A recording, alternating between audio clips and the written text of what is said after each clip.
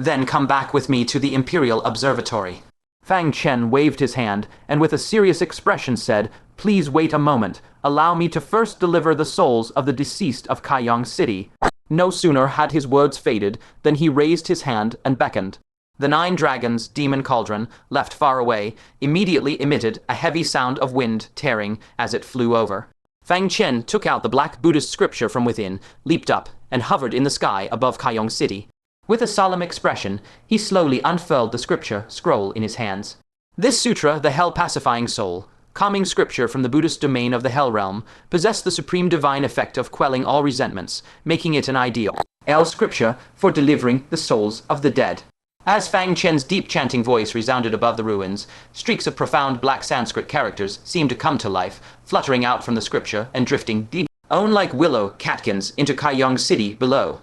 Those residual soul fragments hidden in corners, clinging to corpses, or even buried deep underground, were immediately drawn by a gentle summons.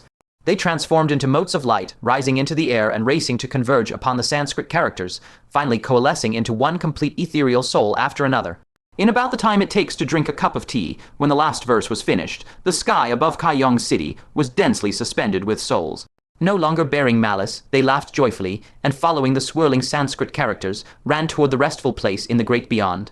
Fang Chen slowly closed the scripture, bidding farewell to those departing souls and murmuring softly, "If there is a next life, I hope you will be safe and content, never to suffer such calamities again." As if truly sensing this, many of the running souls halted. They turned around and toward Fang Chen, bowed deeply in unison. Then, without any lingering regrets, they followed the guidance of the Sanskrit characters and ran toward the unknown distance. When the last wisp of a soul's light faded away completely, the dense, impenetrable dark clouds that had shrouded Kaiyang City's sky instantly dispersed with a rumble. A vast expanse of warm sunlight poured down, bathing the dead and devastated ruins, dispelling the chill and bringing a glimmer of hope to this land of despair. Fang Chen lingered in the air for a long while before drawing a deep breath and retrieving his gaze. Just as he was about to descend, a golden feather, flowing with arcane and sacred radiance, suddenly whirled down leisurely from the high heavens. Wang Qingyao's pupils suddenly shrank, and he cried out in shock, "It's merit! Heaven sent merit! How can this be, just delivering the souls of the dead? How could it bring down heaven sent merit?" Then he abruptly looked at the scripture in Fang Chen's hand, and exclaimed, "No, it's that black Buddhist scripture." Even the usually unflappable mistress of Starry Mountain, with her silver hair framing her eyes, now brimmed with extreme shock and fervent desire. At the realm of the 5 decays of heaven and man, their sole pursuit was merit. But how elusive merit was to obtain? It required establishing virtue and rendering great service. So-called establishing virtue means winning people's hearts through moral conduct and gathering the devout faith of sentient beings. Rendering great service means performing unparalleled deeds for the world. In times of peace, obtaining merit was as difficult as reaching the heavens. In the past 1,000 years, countless great ones had reached the 5 decays realm, yet not a single one had managed to accumulate enough merit to step into the rank of a worthy through merit.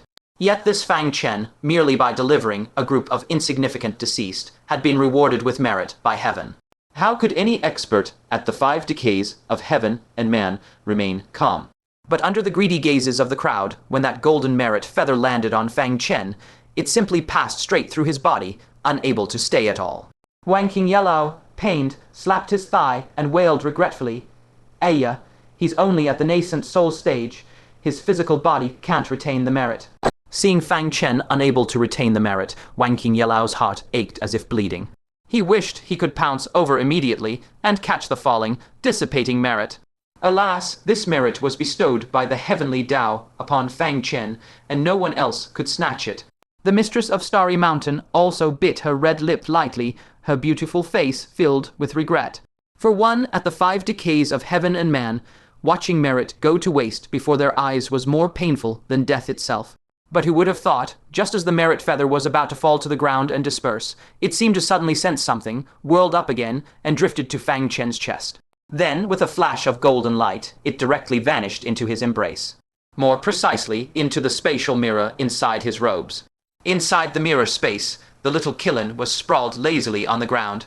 Suddenly seeing a golden feather flying over, its eyes lit up, and it scrambled up, reaching out its little paws, jumping to grab the feather. The feather did not evade at all. allowing the little qilin to easily catch it in its paws. In the next instant, the feather turned into fine strands of golden light and merged into the little qilin's body. In its belly, that mysterious merit divine pearl faintly expanded. This scene stunned both the mistress of Starry Mountain and Wanking Yellow. The mistress of Starry Mountain's phoenix eyes narrowed slightly, and she murmured, could he have another being at the 5 decays of heaven and man realm with him? Wanking Yell stroked his beard and mused, not only at the 5 decays realm, but also extremely closely linked to this kid, which is why the merit acknowledged him. What exactly is this kid's background, to have so many strange and wondrous things on him? The mistress of Starry Mountain turned her phoenix eyes and glanced at the Ziwei fairy beside her, only to find her staring dazedly at Fang Chen's back, completely entranced. Today, Fang Chen had single-handedly and wrathfully slain 5 nascent soul experts, pointed at the heavens and rebuked the worthy, and delivered countless souls. This towering, unyielding silhouette had imprinted an indelible mark upon her heart. She had always believed that as long as she became a disciple of a 5 decays realm great one, she would eventually surpass Fang Chen and no longer have to look up to him as before. Yet unexpectedly, the gap between them had not only failed to narrow, but had grown even wider. Ziwei, the mistress of Starry Mountain, suddenly called out. The Ziwei fairy's heart fluttered with panic. She quickly withdrew her gaze, respectfully lowered her head, and responded, Master, what are your orders?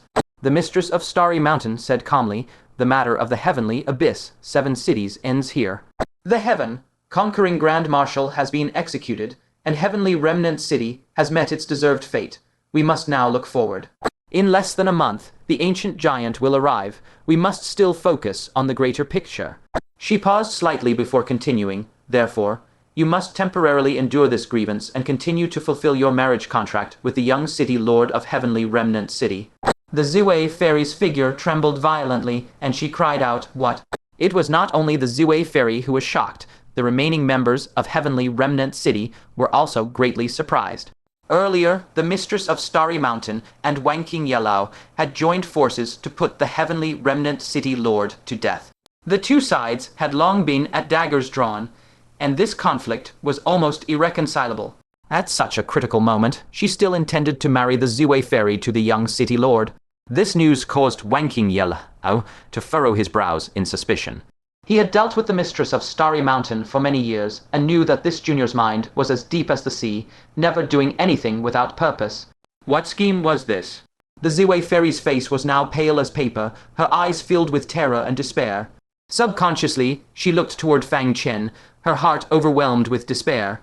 Seeing her disciple in such a soul-lost state, the mistress of Starry Mountain raised her phoenix eyes and said coolly, What do you have objections? The Ziwei fairy's eyes reddened, and she bit her lip lightly. Several times she mustered the courage to object, but in the end she lowered her gaze.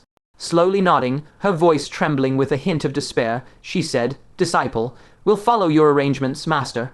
If previously, the marriage alliance could still be considered a righteous move for the greater good, allowing 2 entangled, millennia-old forces to unite against a common foe. But after today's events, Heavenly Remnant City had suffered heavy losses, and their hatred for the mage cultivators had seeped deep into their bones. How could a mere political marriage dissolve this? Forcing this union would do nothing but push the Ziwei fairy into a pit of fire, subjecting her to endless humiliation and possibly death, rendering her cultivation and path destruct. Wide, utterly meaningless. Witnessing this, Fang Chen could no longer hold back. He took a deep breath, clasped his hands respectfully, and advised, Senior, please reconsider. Please do not force the Ziwei fairy to make such a senseless sacrifice. The Starry Mountain Master's face instantly turned frosty. Without so much as a glance at Fang Chen, she spoke in an indifferent tone, The affairs of my Starry Mountain are none of your concern. Then her gaze swept over Fang Chen, her voice hardening with stubborn coldness. HMPH, nothing galls me more than being told what to do. You forbid me from marrying off my disciple, so I'll do exactly that. I say, why wait for a better day? Let the wedding be now. Fang Chen's mind buzzed. Had this woman lost her mind? Why was she, instead of heeding advice, becoming even more obstinate the more she was persuaded? Anxiety and regret flooded his heart, along with a deep sense of guilt. He had only wanted to put in a good word for Fairy Ziwei, but instead he had only pushed her closer to the edge of the abyss. He couldn't forget how much Fairy Ziwei had helped him along the way. She had even been willing to sacrifice herself and marry that young city lord just to save him. At this thought, he took a sudden step forward and pulled Fairy Ziwei behind him. He raised his head to look straight at the Starry Mountain Master, his voice dropping to a low, unyielding tone. "Starry Mountain Master, if you are determined to do this, then Todd, I, this junior, can only recklessly stand against you." As his words fell, he flipped his hand and retrieved the last wishing paper, igniting it without the slightest hesitation. Staring at the emerging flame, a cold chill gradually spread across the Starry Mountain Master's exquisite face. She enunciated each word like a chip of ice, ruining the grand plan of Gixu Prefecture. "Can you bear the consequences?" Fang Chen had long known his days were numbered. What consequences could a dying man not bear? He responded without hesitation, "As long as you don't trouble Fairy Ziwei, I will shoulder all the consequences." At these words, the chill on the Starry Mountain Master's face instantly vanished. She nodded slightly and said with crisp finality, "Fine. Then you shall marry Fairy Ziwei." His blood surging to his head, Fang Chen nodded heavily without thinking, "All right." The moment the word left his mouth, it was as if he had been struck by an immobilizing spell. His eyes suddenly bulged wide. Wait, had he just misheard something? It wasn't until he spotted the sly, amused gleam hidden deep within the Starry Mountain Master's phoenix eyes that he suddenly understood. From beginning to end, the Starry Mountain Master had never intended to restore any intermarriage between the two clans. The man she wanted Fairy Ziwei to marry was the one who had now become renowned across the 9 provinces, the very Fang Chen who had just stormed alone into Kaiyang City and furiously slain 5 Dharma half-giants. She had deliberately done the opposite, precisely calculating Fang Chen's temperament and leading him straight into her trap. How could the Starry Mountain's scheming be so diabolically deep? Fang Chen felt his scalp go numb and quickly waved his hands. "Senior, how can such a lifelong commitment be treated like a game? Fairy Ziwei and I have only just met. To rush into marriage is far too reckless." The Starry Mountain Master gave him no room to argue. With the resonant clang of a sword unsheathing, the azure blade of a peerless spirit weapon was steadily placed against Fang Chen's neck. The Starry Mountain Master's beautiful face remained icy as she spoke deliberately. "You yourself, just now, resolutely declared that you would bear all the consequences. You obstructed Fairy Ziwei's marriage and caused her to be unable to wed. In the end, it naturally falls to you to marry her." Nearby, the forgetful wild elder drifted over, his hands clasped behind his back. He cast a sidelong glance at Fang Chen with the sword at his throat, clicking his tongue as he stroked his beard and sighed. "Ah, in all my years, this old man has never seen a spirit weapon used to force someone to marry one's disciple. Truly, morals are in decline. Still, Fang Chen lad, I fear you'll never escape this nickname. Henceforth you shall be called the Son-in-Law of Kaiyang City." The Starry Mountain Master shot him an infuriated glare, her face flushing with embarrassment and anger. "Shut your mouth, you old fool. One more word and I'll cut you down too." How could any great venerable, who had cultivated to the 5 decays of heaven and man, be a muddled fool who didn't grasp the gravity of things and would push a disciple into a fiery pit? The Starry Mountain Master slanted him a look and said flatly, "This has nothing to do with you. You can leave now." The forgetful wild elder shouldered his wine gourd with one hand and stroked the stubble on his chin with the other. "None of my business. Heh heh. Lad, take out my immeasurable ring and show it to the Starry Mountain Master." Fang Chen's heart gave a lurch, a thread of doubt quietly rising between his brows. All his uses of the immeasurable ring in the heavenly realm had been shielded by the great libationer's intervention. How did the forgetful wild elder know he carried the immeasurable ring? What immeasurable ring? Fang Chen decided to play dumb, countering without revealing anything. The forgetful wild elder laughed heartily. "Even my 9 Dragon Demon Cauldron has fallen into your hands, let alone that immeasurable ring." Fang Chen's heart jolted violently, and he blurted out in shock, "Ah, you are from Kaiyang Great Prefecture." The forgetful wild elder nodded slightly, only half, one might say. "I am originally from Heavenly Prefecture. It was because I formed a bond with a fairy from your Kaiyang Great Prefecture that I lingered there for half a lifetime. Later, our ideals on resisting the ancient giants diverged, and we eventually parted ways." Fang Chen could hardly believe it. In his own lifetime, he was actually seeing the male owner of the immeasurable ring with his own eyes. He had always believed that this senior had quietly perished many decades ago. Never had he imagined that the other party was not only alive, but had also shattered the shackles of spirit transformation and stepped into the ranks of the 5 decays of heaven and man. The immeasurable ring had saved Fang Chen's life on multiple occasions. Facing its true owner, Fang Chen was filled with gratitude. He respectfully took out the immeasurable ring and presented it with both hands. Thanks to your legacy treasure, this junior has repeatedly cheated death. Now, I return it to its rightful owner. The forgetful, wild elder looked at him with a smile, but did not reach out to take it.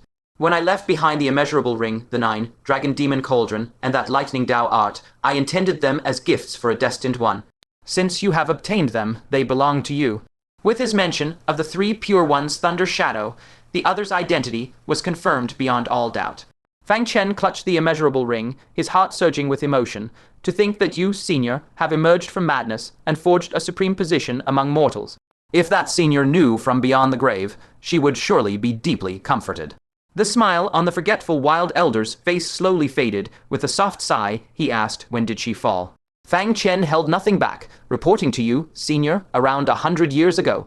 A trace of ineffable bitterness surfaced on the forgetful wild elder's face. That was when we had just parted ways. She fell in the underground world of the heavenly secret pavilion, didn't she? The forgetful wild elder uncorked his wine gourd, tilted his head back, and took a deep swig. A faint tipsiness rose in his eyes as he sighed mournfully. I warned her long ago that seeking the slumbering ancient saints could not save all living beings. In 10,000 years, through 9 cataclysms, has a single saint ever intervened? This is an era devoid of saints. Fang Chen's heart quaked fiercely. Devoid of saints. He too had secretly pondered why, during the 9 great cataclysms, spirit transformation venerables had shed their blood and noble sages had sacrificed themselves, pulling Asura Emperors down into mutual destruction. Yet never had there been a single account of a saint manifesting. With the power of a saint capable of creating an entire realm, could stopping a cataclysm truly be so difficult? However, this also implied that the realm, lord of the heavenly realm, had not taken part in the descent of the ancient giants. Otherwise, if the saints of the middle continent did not appear, the realm lord of the heavenly realm could easily sway the course of battle. Thus, it was not only the saints who stayed away, but the realm lords as well. Why would beings akin to creators refrain from emerging into the world? The forgetful wild elder took another swig of wine, the sorrow in his eyes gradually giving way to a tipsy blur. He muttered, those who forsake me cannot be retained in yesterday. Those who trouble my heart fill today with endless worry. There's no use dwelling on the past. Lad, since fate has brought us together, this old man won't stand by and watch you be bullied. I'll take you away. This wench won't force you to marry her disciple.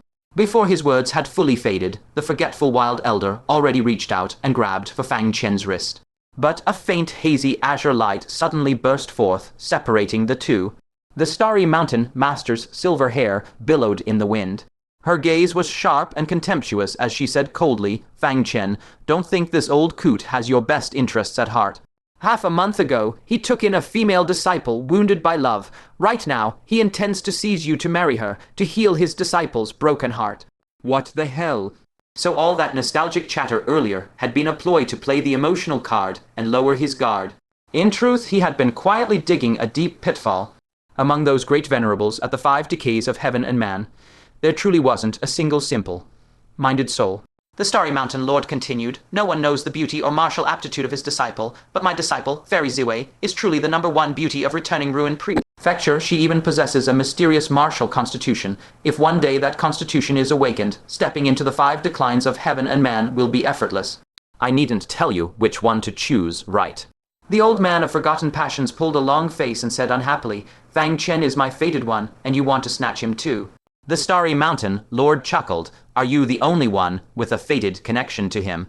Her bright, limpid eyes turned, and her gaze drifted languidly to the purple sword on Fang Chen's back.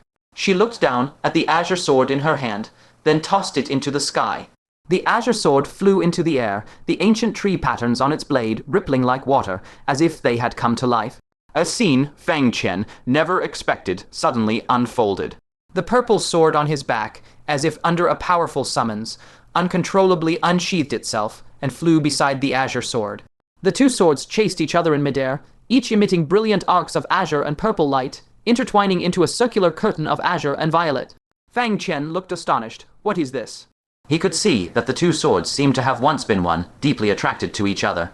The Starry Mountain Lord said, these are the yin-yang twin swords, forged from an immortal mountain in the heavenly realm, named Purple Lightning and Azure Frost. Azure Frost is wielded by me, and Purple Lightning was held by my senior brother. Fang Chen suddenly recalled the origin of the purple sword. It was at Liu Ruyan's birth. A passing great power, seeing her extraordinary potential, sealed the purple sword and 2 spirit pills that enhanced spirit roots within Floating Cloud Cave, waiting only for Liu Ruyan to come of age and retrieve them with a jade pendant. Fang Chen accidentally discovered the secret of the jade pendant and intercepted the opportunity that belonged to Liu Ruyan. Unexpectedly, this purple sword had actually wandered here from returning Ruin Prefecture. He couldn't help but ask, "May I ask about your senior brother?" The Starry Mountain Lord's silver hair fluttered. She said flatly, dead. Trapped within the 9 orifice nascent soul, unable to awaken, he passed away in meditation. With a gentle tap of her finger, the 2 swords obediently flew back to her side. Purple Lightning and Azure Frost are treasured relics of my Starry Mountain. Now they are returned to their rightful owner. Fang Chen's heart suddenly ached. Purple Lightning was the first spirit sword he obtained, and the one that accompanied him the longest. Now suddenly losing it, he felt exceptionally pained. Yet, this sword originally belonged to Starry Mountain.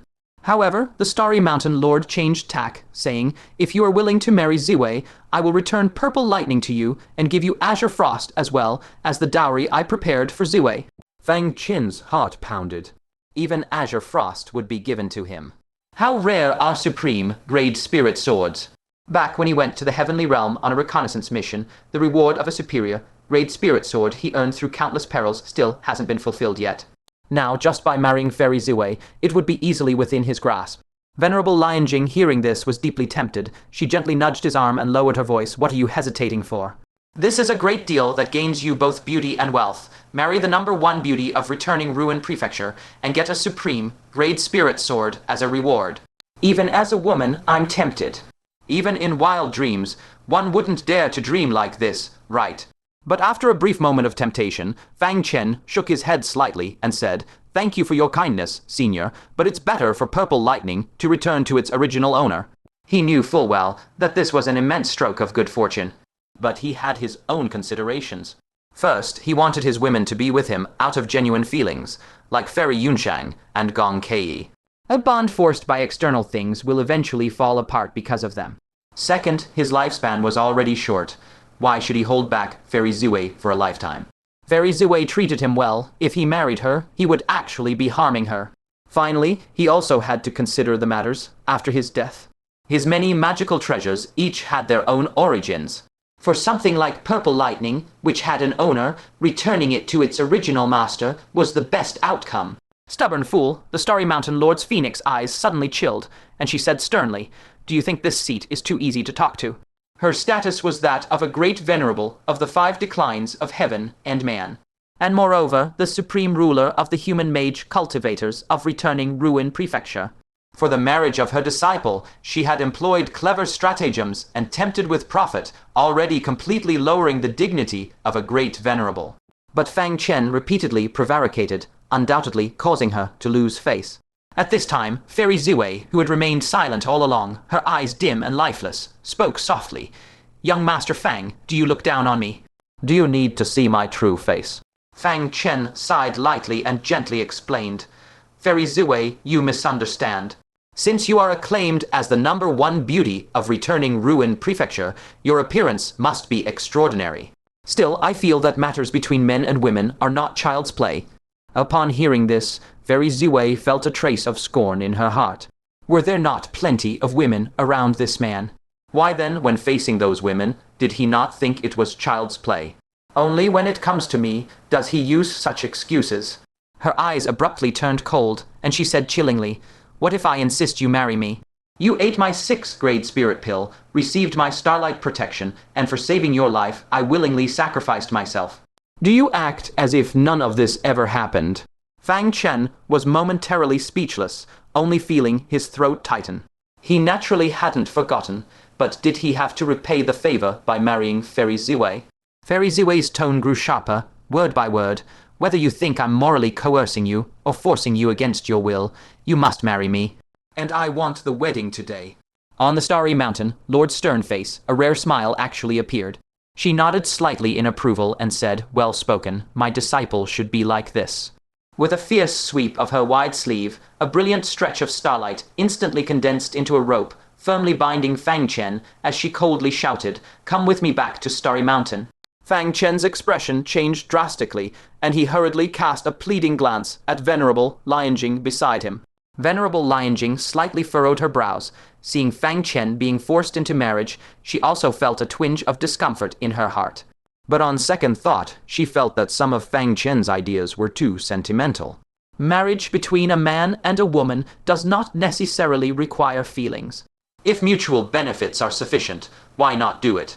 Fairy Ziwei was as beautiful as a flower. Her dowry was two supreme, rayed spirit swords, and she had the background of being the disciple of a great venerable of the Five Declines. If Fang Chen married her, it could be said to be all profit and no harm. Thus, not only did she not intervene, but she instead calmly advised, "Starry Mountain Lord, keep a close eye on Fang Chen. This kid is slipperier than an eel. Be sure not to let him escape." Upon hearing this, Fang Chen almost vomited a mouthful of old blood on the spot. He cried out in his heart in anguish, "I asked you to give me a hand, so why did you kick me instead?" Then she narrowed her eyes and added with a smile, "Son, enjoy yourself well at Starry Mountain, and quickly give your godmother a plump grandson." With that, her figure flickered, and she teleported away. The Grand Libationer, however, couldn't hold back her tears and sobbed, "Why do some people get snatched up while I'm still single?" "Who?" The Starry Mountain Lord gave her a sidelong glance and said indifferently, "Once Fang Chen finishes the wedding, I will naturally release him to go to the Myriad Demon's great prefecture."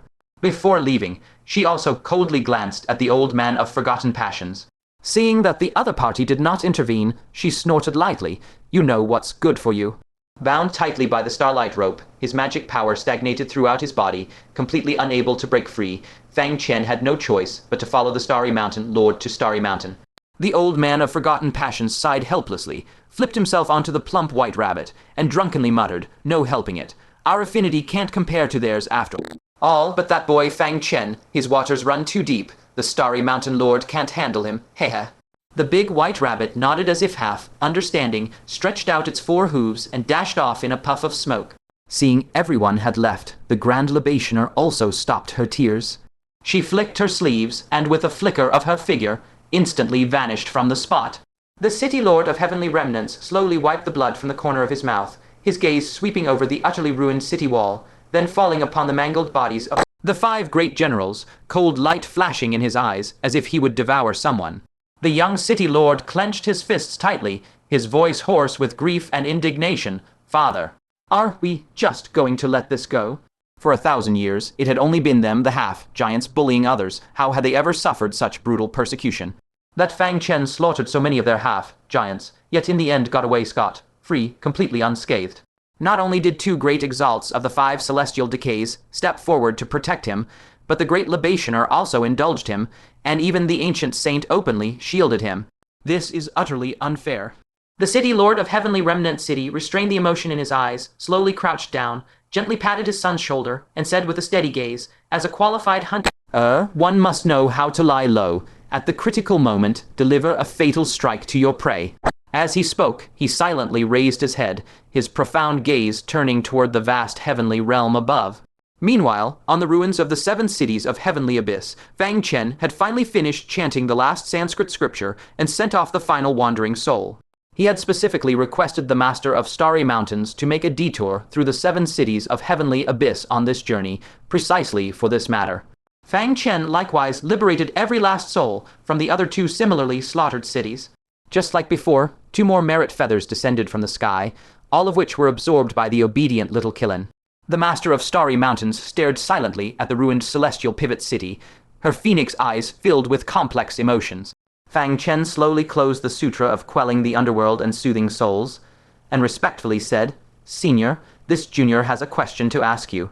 The Master of Starry Mountains said flatly, "Speak." Fang Chen's gaze focused, and he asked in a deep voice, "Senior, do you truly believe that the Grand Marshal of Conquest merely sought to emulate the great hunts of the ancient Antaeus, and therefore dared to commit such a heartless atrocity?" The Master of Starry Mountain's eyes were as calm as water, and she said nothing. Fang Chen continued, "Presumably, you have long since sensed the dubiousness behind this.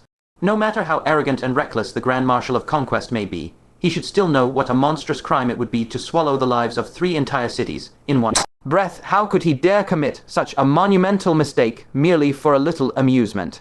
Today, even if Fang Chen hadn't acted, the senior master of Starry Mountains and senior old man Oblivion of the Wilds would certainly have slain him themselves, openly hunting across 3 cities, devouring millions upon millions of lives. This had long since trampled upon the bottom line of humanity, and would inevitably provoke towering fury across half the return to Void Prefecture. How could the Grand Marshal of Conquest be unaware of the stakes? Why would he do something so foolish as to dig his own grave? But he went ahead and did it anyway. Moreover, the Grand Marshal of Conquest once threatened the young city lord, claiming he held some secret. And that compassionate sage, in order to safeguard this secret at all costs, did not hesitate to personally erase the Grand Marshal of Conquest's soul entirely. From this, it is evident that behind the atrocity of the 7 cities of Heavenly Abyss, there must be an extremely significant hidden truth. The Master of Starry Mountains couldn't help but tilt her head, her phoenix eyes scrutinizing Fang Chen, and said with a note of admiration, "No wonder you could charge into an tea of the heavenly realm twice. With such a mind as yours, it is truly rare." Beneath her mask, the beauty of Lady Ziwei showed a look of astonishment. She had followed her master for half a year, and this was the first time she heard her master praise anyone. Fang Chen solemnly cupped his hands and said earnestly, "Senior, you must know some inside information. I implore you to tell me." The Master of Starry Mountains parted her red lips as if to speak, but suddenly felt a tremor in her heart and abruptly raised her head to gaze into the depths of the sky. The words in her throat were forcibly swallowed back, and she changed her reply. "It is merely my conjecture. I have no proof. Given the reputation of the half-giant race, I cannot speculate recklessly." Fang Chen keenly noticed her anomaly, and he too raised his head to look at that sky, his heart immediately struck with awe. Without a doubt, the Master of Starry Mountains had been warned by that compassionate sage. That sanctimonious old villain. He fears the half-giant's disgraceful secrets being exposed to the world.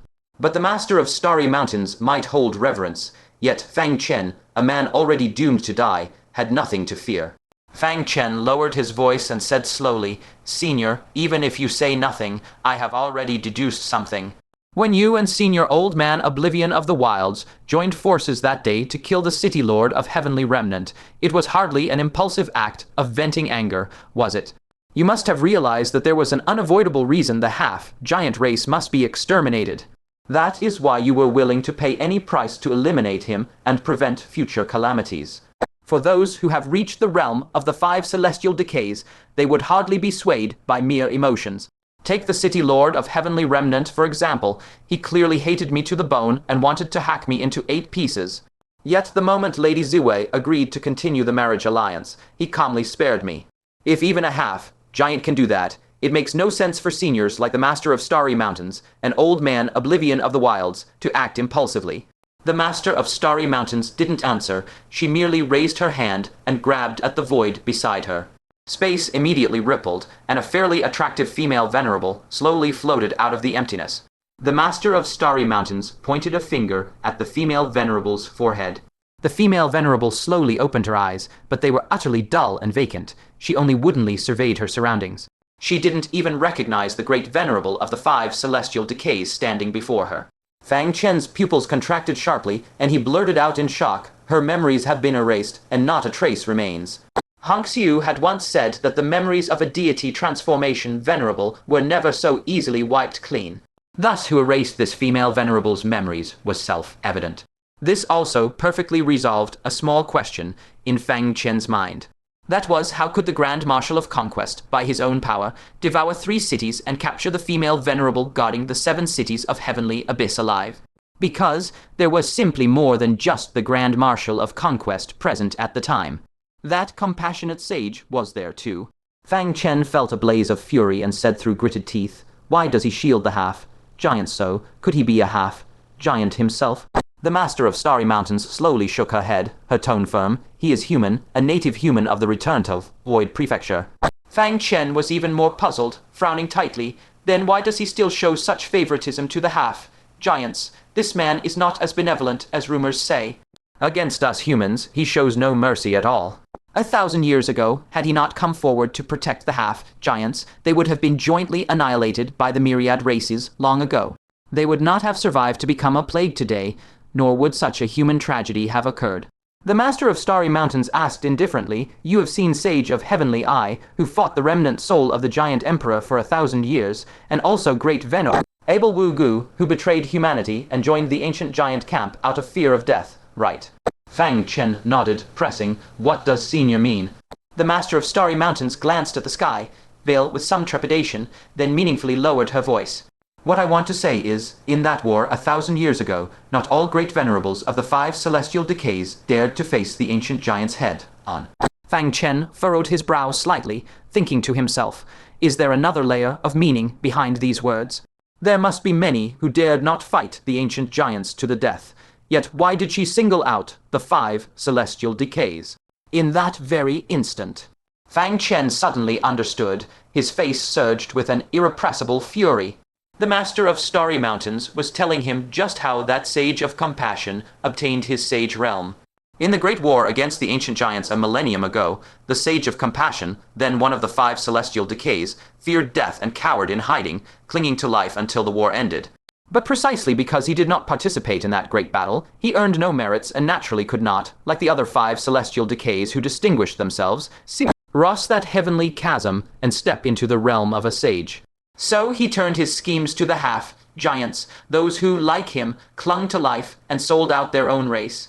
At that time, the half-giants, about to face a bloody reckoning, were like birds startled by the mere twang of a bow, in desperate need of a powerful protector.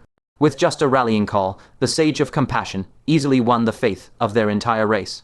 Then, the Sage of Compassion shielded this whole race from the slaughtering blades of the myriad races, saving countless lives. This counted as a monumental deed of merit. The Central Land thus bestowed merit upon him, helping him break through his bottleneck and become a sage. This also perfectly explains how there could be a compassions, billing, sage who would shield those despised half-giants. So it turns out that behind this seemingly unreasonable affair lay such immense conflicts of interest. Fang Chen recalled the ancient sage who detonated the Jade Page celestial scripture to perish together with powerful enemies, the Sword Exalt of Northern Profound, whose blade fell all around, and those fearless Central Land powerhouses on the heavenly mountain battlefield who died in battle. He also recalled the boundless cemetery beside the 7 cities of the heavenly abyss, and the endless expanse of martyrs' tombstones stretching for thousands of miles. His heart was filled with an irrepressible grief and indignation. They had fought bloody battles for the Central Plains, yet in the end, only a name and a tombstone remained, with nothing else gained. Yet a contemptible wretch like the benevolent heart sage had, through such filthy means, shamelessly ascended to the status of a sage.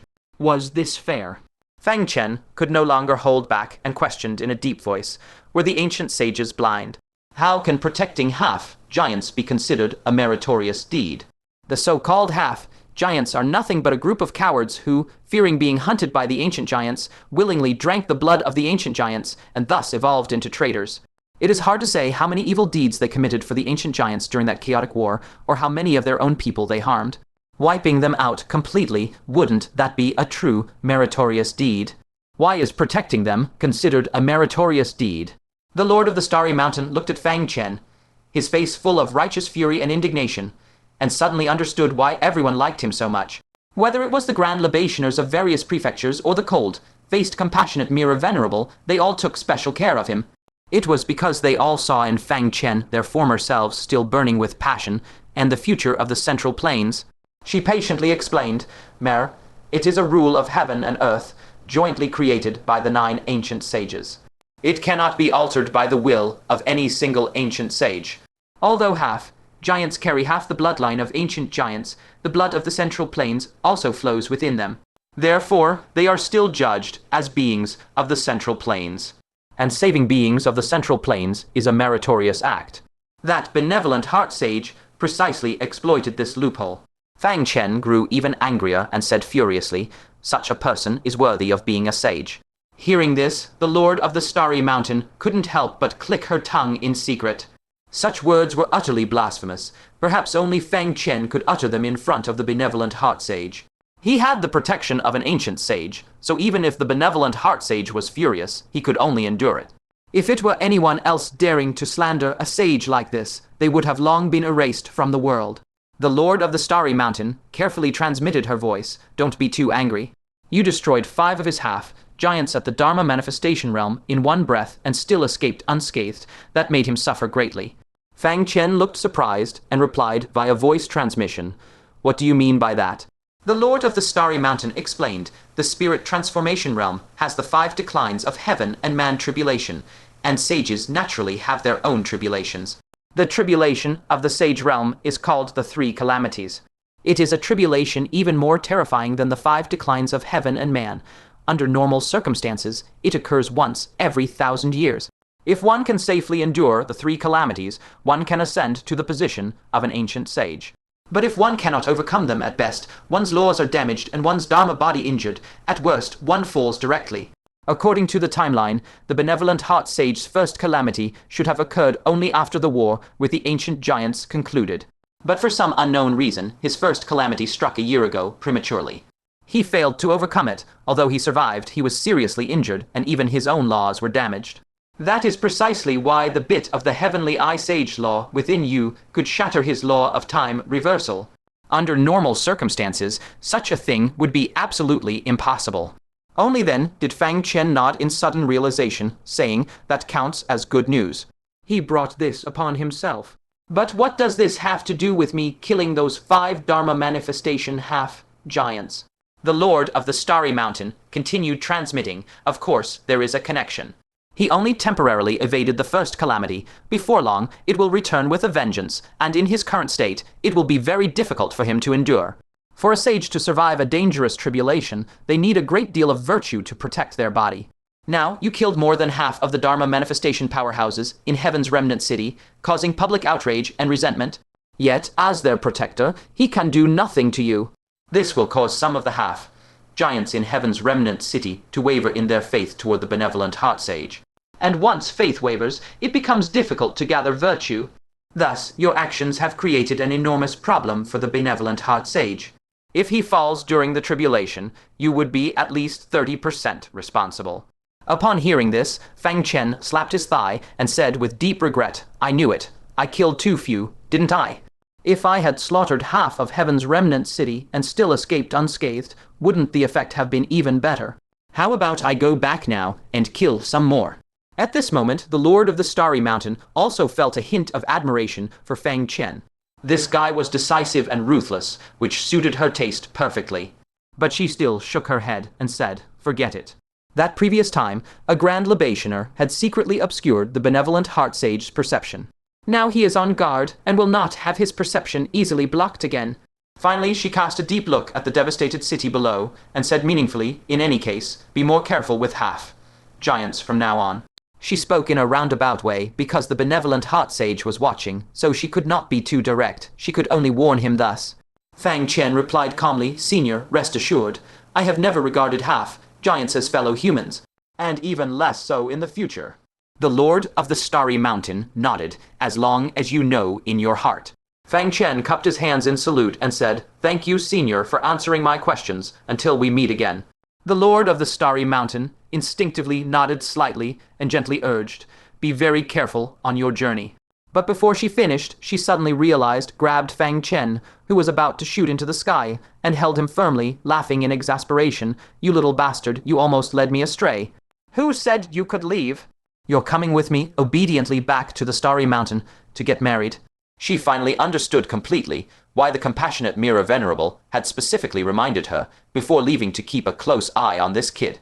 This kid was truly slippery. With that thought, she waved out another burst of brilliant starlight, sealing Fang Chen tightly except for his eyes, nose, and mouth. Wrapped up so tightly, anyone who didn't know better might think he was a giant silkworm cocoon. Not long after, in the Giksu Prefecture, on the western land, a towering immortal mountain, so tall it seemed to link with the stars in the sky, stood imposingly before them. It continuously emitted astoundingly pure spiritual energy. The overly dense spiritual energy condensed into a mist, shrouding the mountain in a hazy veil. The abundance of spiritual energy here surpassed everything Fang Chen had seen in the various prefectures. Even those blessed grottos and hidden secret realms could not compare to this immortal mountain before them. Nourished by such vigorous spiritual energy, the wild grasses on the mountain grew as tall as trees, and the small spirit beasts were several times larger than usual. Even the hovering bees were the size of fists. In his daze, Fang Chen thought he had stumbled into the heavenly realm. The Lord of the Starry Mountain introduced it to him. This mountain is an immortal mountain that descended from the heavenly realm. All the spiritual energy in the entire Giksu prefecture originates from here. If you cultivate here with focused dedication, you wouldn't need any spirit medicines or great pills to forcefully open the ninth aperture. At the mention of the ninth aperture, Fang Chen felt a slight worry. This ninth aperture was not easy to open. Many were stuck at the eighth aperture their entire lives, unable to step into the ranks of 9 apertures. What they lacked was the heaven and earth treasure. Such things were only encountered by chance, not sought. Fang Chen did have one, but only half of it. The founder of the Azure Cloud sect had left an heirloom for future generations, called the Divine Nail for opening apertures. This artifact was one of the few divine items in the world that could open the ninth aperture. Unfortunately, he only possessed half of it, and the other half was nowhere to be found.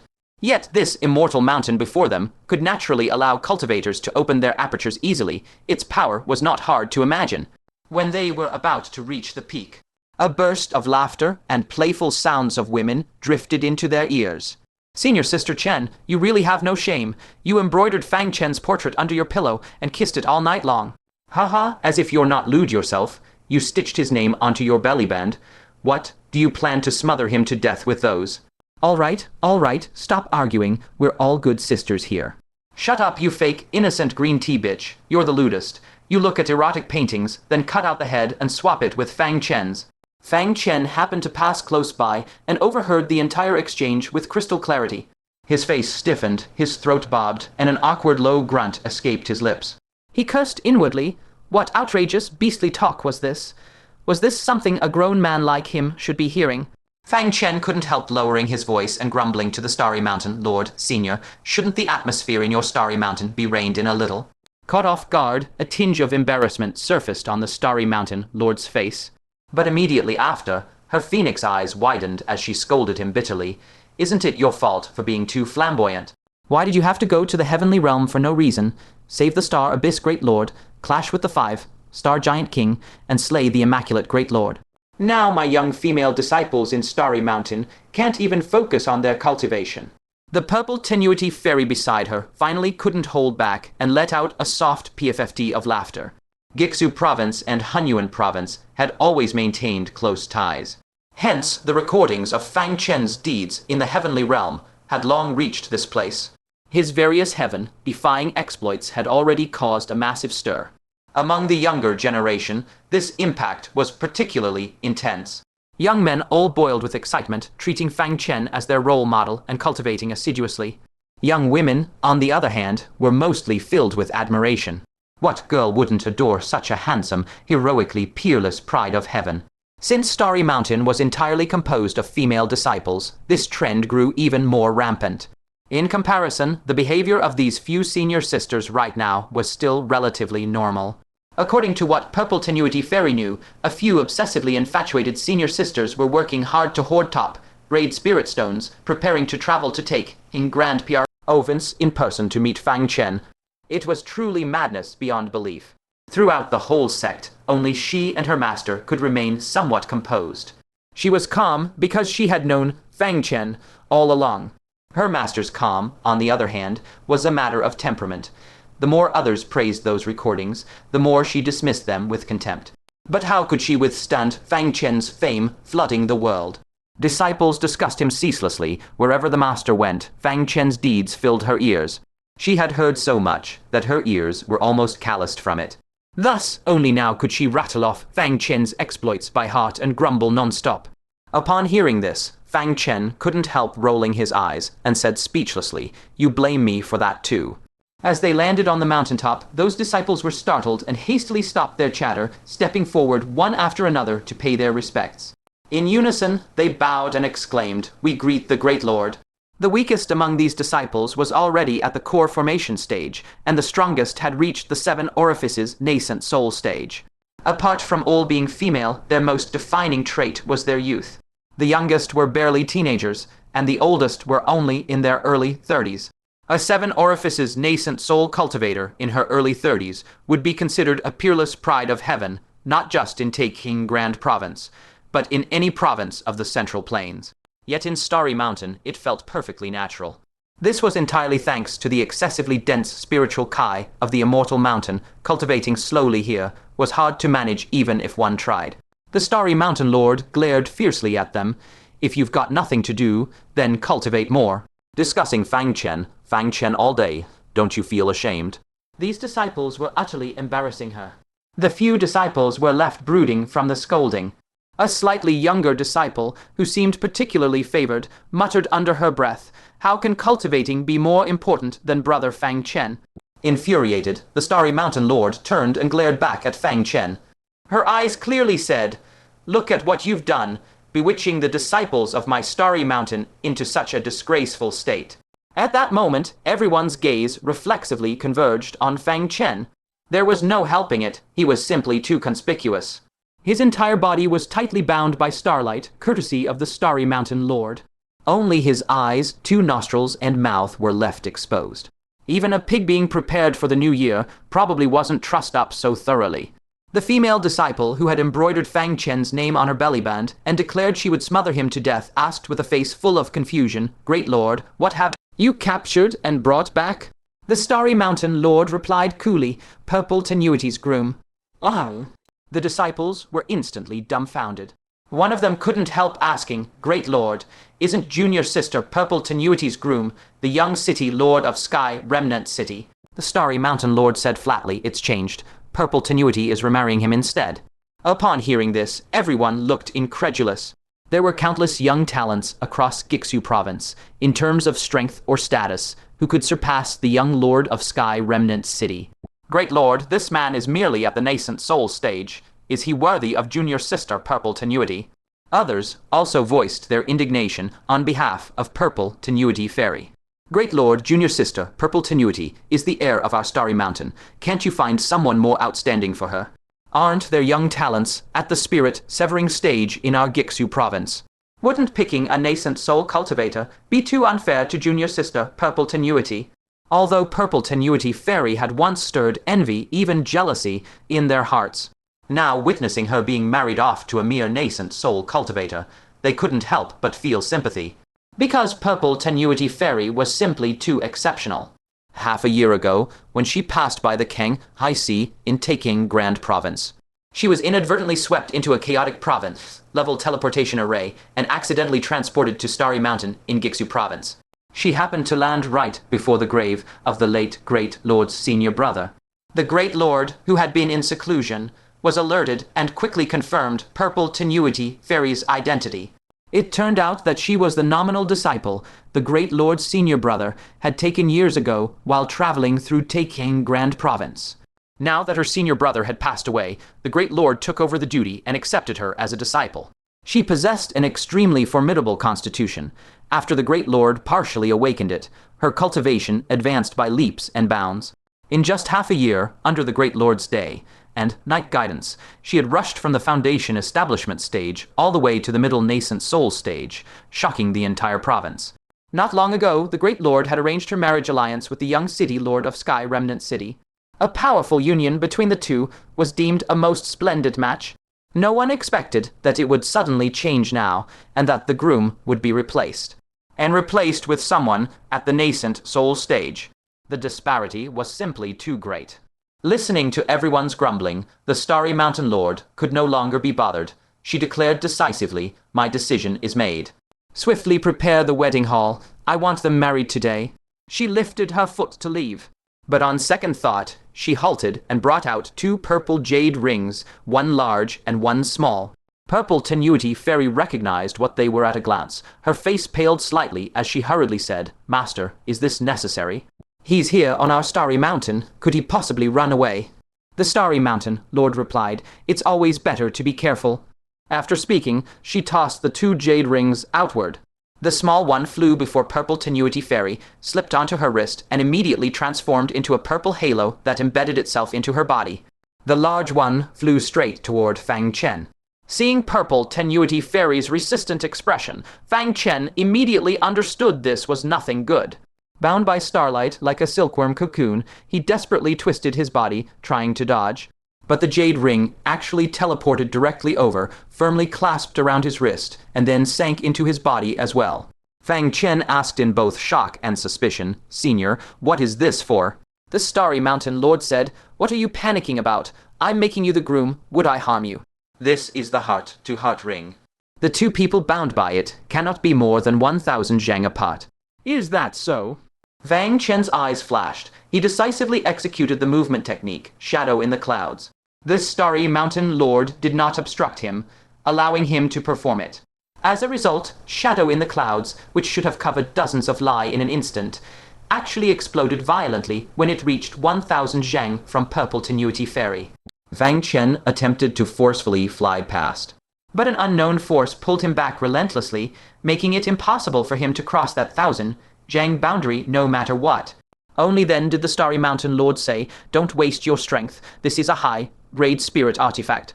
Even I would have trouble breaking free of this restriction." Fang Chen's expression immediately darkened. Even a great lord at the 5 declines of heaven and man could not break free. Didn't that mean that as long as Purple Tenuity Fairy was on Starry Mountain, he would never be able to leave, no matter what? This instantly rendered the several escape plans he had been brewing in his mind completely unfeasible. The Starry Mountain Lord said coldly, "Obey and get married.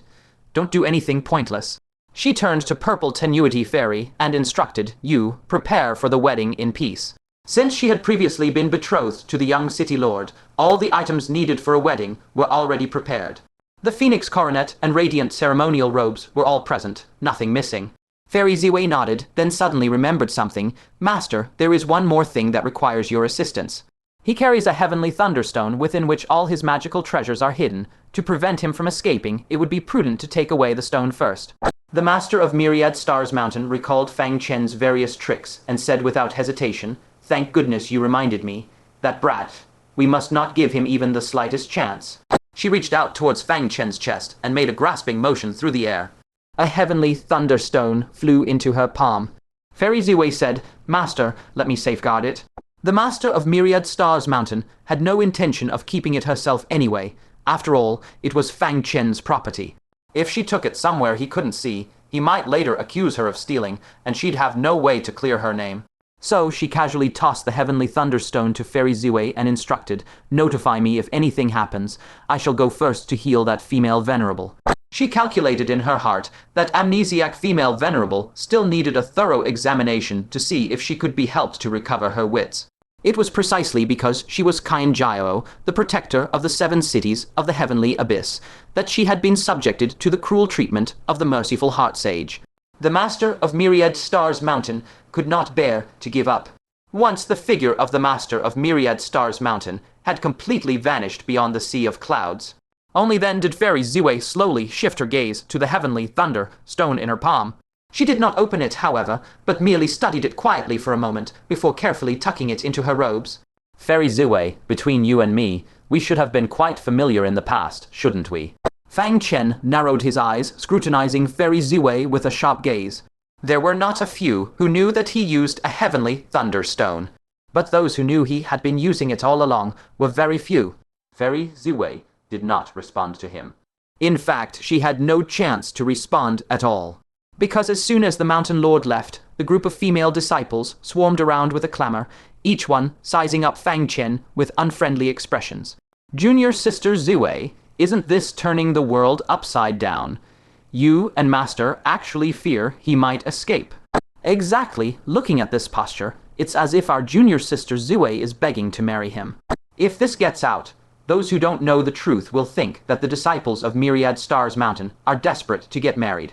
Fairy Ziwei hurriedly explained, "Senior sisters, it's Master's order. We simply obey. Let there be no more objections." Senior Sister Chen glanced sideways at Fang Chen, who was still bathed in starlight, and gave a cold snort. "The Great Venerable's command we naturally dare not disobey. It's just that we feel it's not worth it for you, Junior Sister." "Now disperse the starlight on him. Let us have a good look at what's so special about this person that the Great Venerable would favor him so." Before Fairy Ziwei could object, the female disciple who had clamored to nurse him to death quickly formed hand seals and violently dispelled the starlight. In an instant, the dazzling starlight that enveloped Fang Chen completely scattered, revealing his true appearance. The female disciple blinked, her face full of astonishment. This guy is the spitting image of Fang Chen. Senior Sister Chen was dumbfounded on the spot. Then her eyes widened abruptly, and she cried out in a lost voice, "He is Fang Chen." As someone who embroidered Fang Chen's likeness onto her pillow every day, she was simply too familiar with that face. Ah, it really is Fang Chen. Heavens, I'm seeing the real Fang Chen. Junior sister, quickly, lend me your face. Why? Let me slap it to see if I'm dreaming. Fang Chen was a bit embarrassed by their fanaticism and greeted them awkwardly. Fang Chen pays his respects to all the senior and junior sisters of Myriad Stars Mountain. Many thanks for your assistance in dispelling this starlight restraint. Oh. Only then did everyone suddenly understand. No wonder the Great Venerable had forcibly brought Fang Chen back and even used the heart link ring to bind him. So the groom of Fairy Ziwei was actually the renowned Fang Chen. By comparison, what was that young lord of Kaiyang City even worth? After all, Fang Chen was a legendary figure renowned throughout the world. Suddenly, Senior Sister Chen slapped her forehead, the first to react, and shouted in panic, Quickly tie him up, don't let him escape. Add several more seals. The Great Venerable was far too careless. How could she let his mouth and nose remain exposed? Bind him if you can't bind him to death, then bind him as if you were. Fairy Ziwei sighed deeply in her heart. She had known things would turn out like this. Before Fang Chen could be completely overwhelmed by this horde of madwomen, she quickly parted the crowd and yanked him out. Then, she swiftly brought Fang Chen into a secret chamber with a flicker. The crowd, full of unwillingness, chased them to the door of the secret chamber. Fairy Ziwei, what is the meaning of this? Could it be you want to monopolize Fang Chen? The Great Venerable has always taught us to learn to share as individuals, have you forgotten? If you do this, you'll become the public enemy of the entire Myriad Stars Mountain. Inside the secret chamber, Fairy Ziwei shook her head helplessly and said, "You needn't mind them." Fang Chen was speechless. He had originally planned to wander around a bit to look for an opportunity to escape Myriad Stars Mountain. But now, hearing the clamor of those women outside, he immediately dismissed that thought. Boys going out into the world must indeed learn to protect themselves. Fairy Ziwei took out a spatial talisman, activated it, and prepared to leave. Before leaving, she looked back and said, "After the wedding, the heavenly thunderstone will naturally be returned to you." Once certain she had truly left, a sharp gleam flashed in Fang Chen's eyes. He immediately took out the spatial mirror from his bosom, turned it mirror, side down, and shook it. A clattering and tinkling noise rang out. Various miscellaneous items fell out. All of them were things originally stored inside the heavenly thunderstone. It turned out that as soon as Fairy Ziwei had set her sights on the heavenly thunderstone, Fang Chen had decisively ordered the little qilin to transfer as many items as possible out of the stone. However, time was too rushed, and the little qilin had only managed to take out a small portion. Looking closely, what fell out were merely a few spirit artifacts, some spirit pills, and sundry items like resting soil and the evil crow jade seal. Gurgle. The little qilin also tumbled out of the mirror, its tiny mouth holding a jade box containing the thunder origin, while its two short paws tightly clutched a black bell. With slight surprise, Fang Chen took the little black bell from its embrace. I almost forgot about this thing. This black bell was nothing else. It was the very Hell Soul Bell. Back then, in the underground world of the Heavenly Mechanism Pavilion, it was for this bell that the powerhouses of the Hell Realm fought so fiercely. They forcibly blasted open a passage between Hell and the Middle Land. Among the participants of that battle were the mother of the Asura Holy Sun, a powerful Asura Emperor, Dongfang Kanyu. And the other was the master of Ayu, the Asura King, and the mother of the one, horned young lord, also an Asura Emperor, the Dugu Empress. In addition, there were countless Asura kings and Asura clan warriors at the nascent soul stage. The final result was that it drew the ancient saint of the Cloud Wilderness, who suppressed all these hell powerhouses, leading to their total annihilation. And this Hell Soul Bell, after 1,000 years, had by a series of coincidences ended up in Fang Chen's hands. However, other than making hell creatures feel terror, this bell seemed to have no other use. Shaking his head, he gathered his thoughts and put the Hell Soul Bell away. Then he picked up that portion of thunder origin and murmured softly, Elder Tianji's compensation gift naturally, it should not be wasted. With that thought, he immediately sat cross-legged, prepared to enter meditation and comprehend the thunder origin. The little qilin, however, looked worriedly at the faintly visible purple ring on Fang Chen's wrist and said anxiously, "Master, what should we do now?" The restriction of the heart-to-heart link ring was still there. Fang Chen had no chance to leave Myriad Stars Mountain at all. But Fang Chen closed his eyes, and while still sensing the origin, said calmly, "If I truly wanted to leave, I could do so at any time. I am merely hesitating." As dusk approached, inside Fairy Ziwei's cave abode, she quietly gazed at the bridal attire sent by her senior sisters. That phoenix coronet was exquisite and dazzling, the ceremonial cape magnificent and noble, and the red skirt even more vivid and bright. The walls were covered with large red double happiness characters. A pair of red candles carved with the character for happiness stood quietly waiting to be lit. On the table were a few plates of delicate dishes, a jug of wine, and 2 exquisite wine cups. Even the usually simple and elegant white bed curtains had now been replaced with a vivid red. Apart from this, there was also the dowry personally sent by the master, the twin swords, purple lightning and azure frost, quietly leaning against the corner of the wall. Am I really going to be married?" Fairy Ziwei paused for a long moment, then murmured softly. A long while later, she slowly sat down before the dressing mirror, picked up a wooden comb, and silently combed her waterfall, like long hair, wanting to style it into the most beautiful hairstyle for the grand wedding today. She did not notice in the slightest that within her bosom a faint spatial fluctuation flickered and was gone. Meanwhile, in the secret chamber, Fang Chen slowly opened his eyes, and immediately violent arcs of lightning erupted all over his body, crackling with explosive noise. The space beside him rippled, and little qilin, using a teleportation technique, suddenly burst back in. The little fellow had a heavenly thunderstone clamped in its jaws. "Master, I got it," little qilin transmitted excitedly. They didn't notice a thing. In Fang Chen's hand was a jade seal. The lower half of the jade seal was a stamp, while the top was carved with a lifelike crow, but without eyes. The crow was so realistic that it seemed as if the moment its eyes were dotted in, it would spread its wings and fly away. This was precisely the evil crow jade seal of the Great Yin sect. Zhu Kaiyang, under someone's orders, made a special trip to the Great Yin sect to demand this item, claiming it was needed by a certain senior. The half-giant clan specializes in body cultivation and has no use for such a thing. Only our human spell cultivators would require it.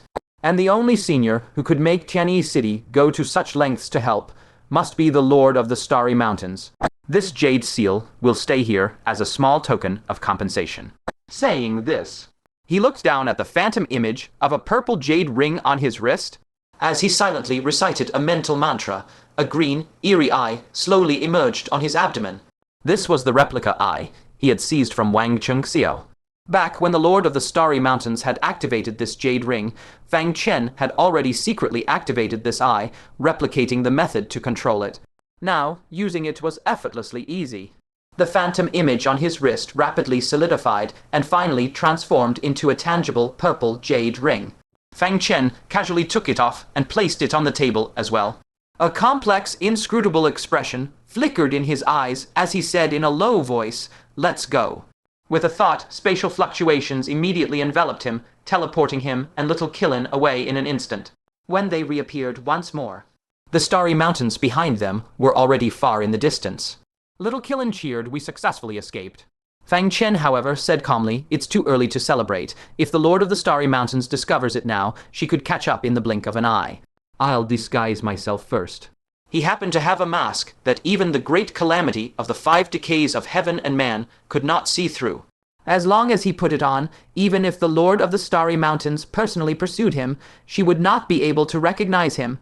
However, the moment his consciousness probed into the heavenly thunderstone, his entire being suddenly froze. It wasn't that the contents of the heavenly thunderstone had decreased. On the contrary, they had increased. The twin swords, purple lightning, and azure frost, which were part of the dowry, were quietly lying inside. Beside the heavenly thunderstone, the heart-to-heart ring that originally adorned Fairy Ziwei's fair wrist also lay there quietly, emitting a warm, gentle luster. Next to the jade ring, a jade slip was also quietly placed. On it, the method to control the heart-to-heart ring was clearly recorded. Fairy Ziwei had long anticipated that little qilin would retrieve the heavenly thunderstone. She had actually intended to let Fang Chen leave. No, from start to finish, she had never thought of forcing Fang Chen to marry her. Everything she did was simply to help Fang Chen obtain purple lightning and azure frost. Fang Chen stood rooted to the spot, dazed as if his soul had left him. He had always wondered why Fairy Ziwei, who had always silently been kind to him, would suddenly become so unreasonable and then use morality to coerce him. Only now did he understand. She had seen his purple sword being taken away, and could not bear for him to lose it. That was why she had been so forceful in capturing him and forcing the marriage. In truth, she wanted to return both the purple sword and the azure frost sword to him. Fang Chen tightly clutched the heavenly thunderstone, his heart a tumultuous mix of emotions. He slowly turned his head, gazing toward the distant starry mountains, and stood in silent stillness. Little qilin stuck its round head over, curiously peering at Fang Chen's eyes. At this moment the usual calm in his eyes could no longer be found. His gaze was like an autumn lake, suddenly stirred by a breeze, sending ripples out endlessly. It was an emotion that little qilin had never seen in Fang Chen before. It couldn't be put into words. Something like hesitation, something like guilt, something like melancholy. Little qilin stretched out a tiny paw and waved it in front of Fang Chen's eyes, asking in its childish voice, "Master, what's wrong?" Fang Chen withdrew his gaze, his voice now carrying a hint of hoarseness. He took one last look at the starry mountains and murmured softly, a farewell to an old friend I once missed. "May you be treated gently for the rest of your life." With those words, he silently turned away, his lonely figure slowly dissolving into the long, dark night. In the cave abode, Fairy Ziwei had finished dressing up. Her jet-black hair cascaded like a waterfall, flowing smoothly down her back, while the luxurious and elegant red dress accentuated her tall, alluring curves, adding a touch of dazzling beauty. The exquisite, ornate phoenix coronet shimmered with a hazy, dreamlike radiance in her hair. She sat before the bronze mirror, gazing at the reflection, and murmured softly, "I once said that we would never meet again in this life. I never expected that we would meet again, Fang Chen." She held the golden mask on her face and slowly removed it. A stunningly beautiful young girl's face immediately made the bronze mirror seem to brighten. Her brows and eyes were soft and gentle, her expression tender. Her features were as exquisite as a painting come to life. Yet between her brows there was less of the lively spirit expected of a young maiden, and more of a quiet, mature calm. She was none other than Liu Ruyan. Looking at the splendidly dressed figure in the mirror, she couldn't help but smile faintly and whisper, "Fate really loves to play tricks. The engagement I once destroyed with my own hands has returned, after so long, in another form. Thank you. Thank heaven for allowing me to fulfill the dream of being Fang Chen's bride just once, to put a period on the regrets of my youth." But She gently removed the phoenix coronet from her head, placed it with utmost care before the dressing mirror, and murmured once more, "Our story, in truth, ended long ago." As her words fell, 2 scalding teardrops silently dropped onto the phoenix coronet. The tears trickled down the bright, brilliant red gemstones on the coronet and slid off quietly. She gently stroked the phoenix coronet that had appeared countless times in her dreams, but her tears, like a kite with its string cut, could no longer be held back. Sobbing softly, she murmured, "Forgive the willfulness of my youth. If there is a next life, I will not let go again. I will hold your hand and grow old with you. In this life it ends here. For the rest of your days, please, take care."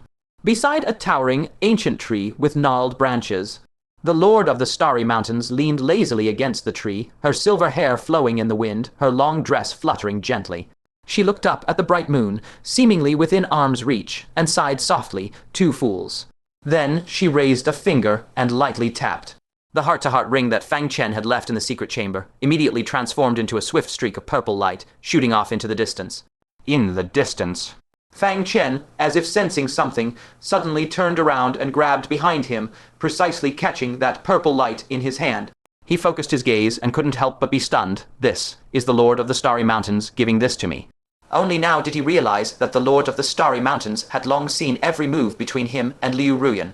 If she had not wanted Fang Chen to leave, he would never have been able to. Presumably, she saw that Liu Ruyan had already let go of Fang Chen, and so she didn't intervene to bring them together again. Fang Chen let out a long sigh, a heavy weight of guilt welling up in his heart. If he had stayed and gotten married back then, perhaps Liu Ruyan would have been very happy.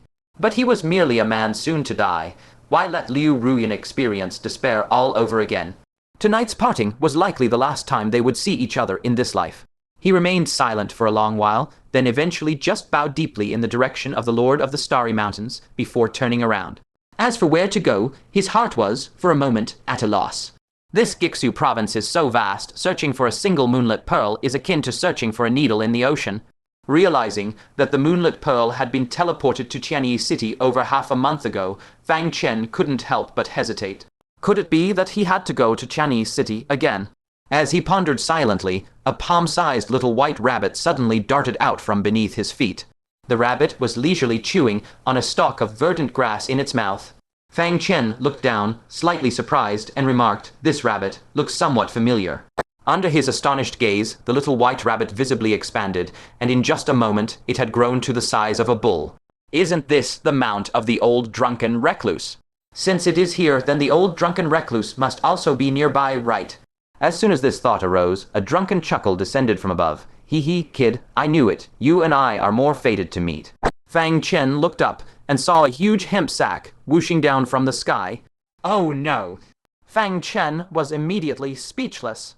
Why had no one told him that the great venerates of Gixu province all had a fondness for forcibly kidnapping men? Before he could react further, he was unceremoniously stuffed inside the hemp sack. Fang Chen's expression changed slightly. He spoke in a deep, serious tone. "Senior, this junior came to Gixu province to find a bosom friend. I implore Senior not to force matters." The old drunken recluse flashed over, stroking his beard with a hearty laugh. "You seek your bosom friend, while I seek an outstanding husband for my disciple. No conflict, not at all." With that, he lifted the sack and was about to stride away. Fang Chen grew anxious. Without hesitation, he drew the purple lightning, and with a deep shout, "Senior, if you do not release me, do not blame this junior for destroying your treasure." The old drunken recluse, utterly unconcerned, slung the sack over his shoulder and said drunkenly, "This is a high-grade spirit artifact. If you have the skill, go ahead and try." Fang Chen gritted his teeth. He gripped the purple lightning tightly and ferociously slashed at the pitch-black sack before him. To be honest, he originally had little confidence in being able to cut through it. Although the purple sword possessed an edge that could cut through anything, it still had its limits. High-grade spirit artifacts specifically designed to trap people were often extremely resilient and difficult to penetrate with the purple sword. However, after this slash, Fang Chen witnessed an unexpected sight. He saw that upon the purple sword, a brilliant violet lightning suddenly burst forth, swiftly adhering to the blade. That fierce lightning cut into the sack as though slicing through soft tofu, tearing a huge gash with unparalleled sharpness. The lightning's momentum did not diminish. After slashing open the sack, its residual might incidentally swept across the white rabbit's perky little tail. That small tail was also easily severed, just like tofu, losing a short section. In extreme pain, the white rabbit immediately spread its four legs and bolted madly.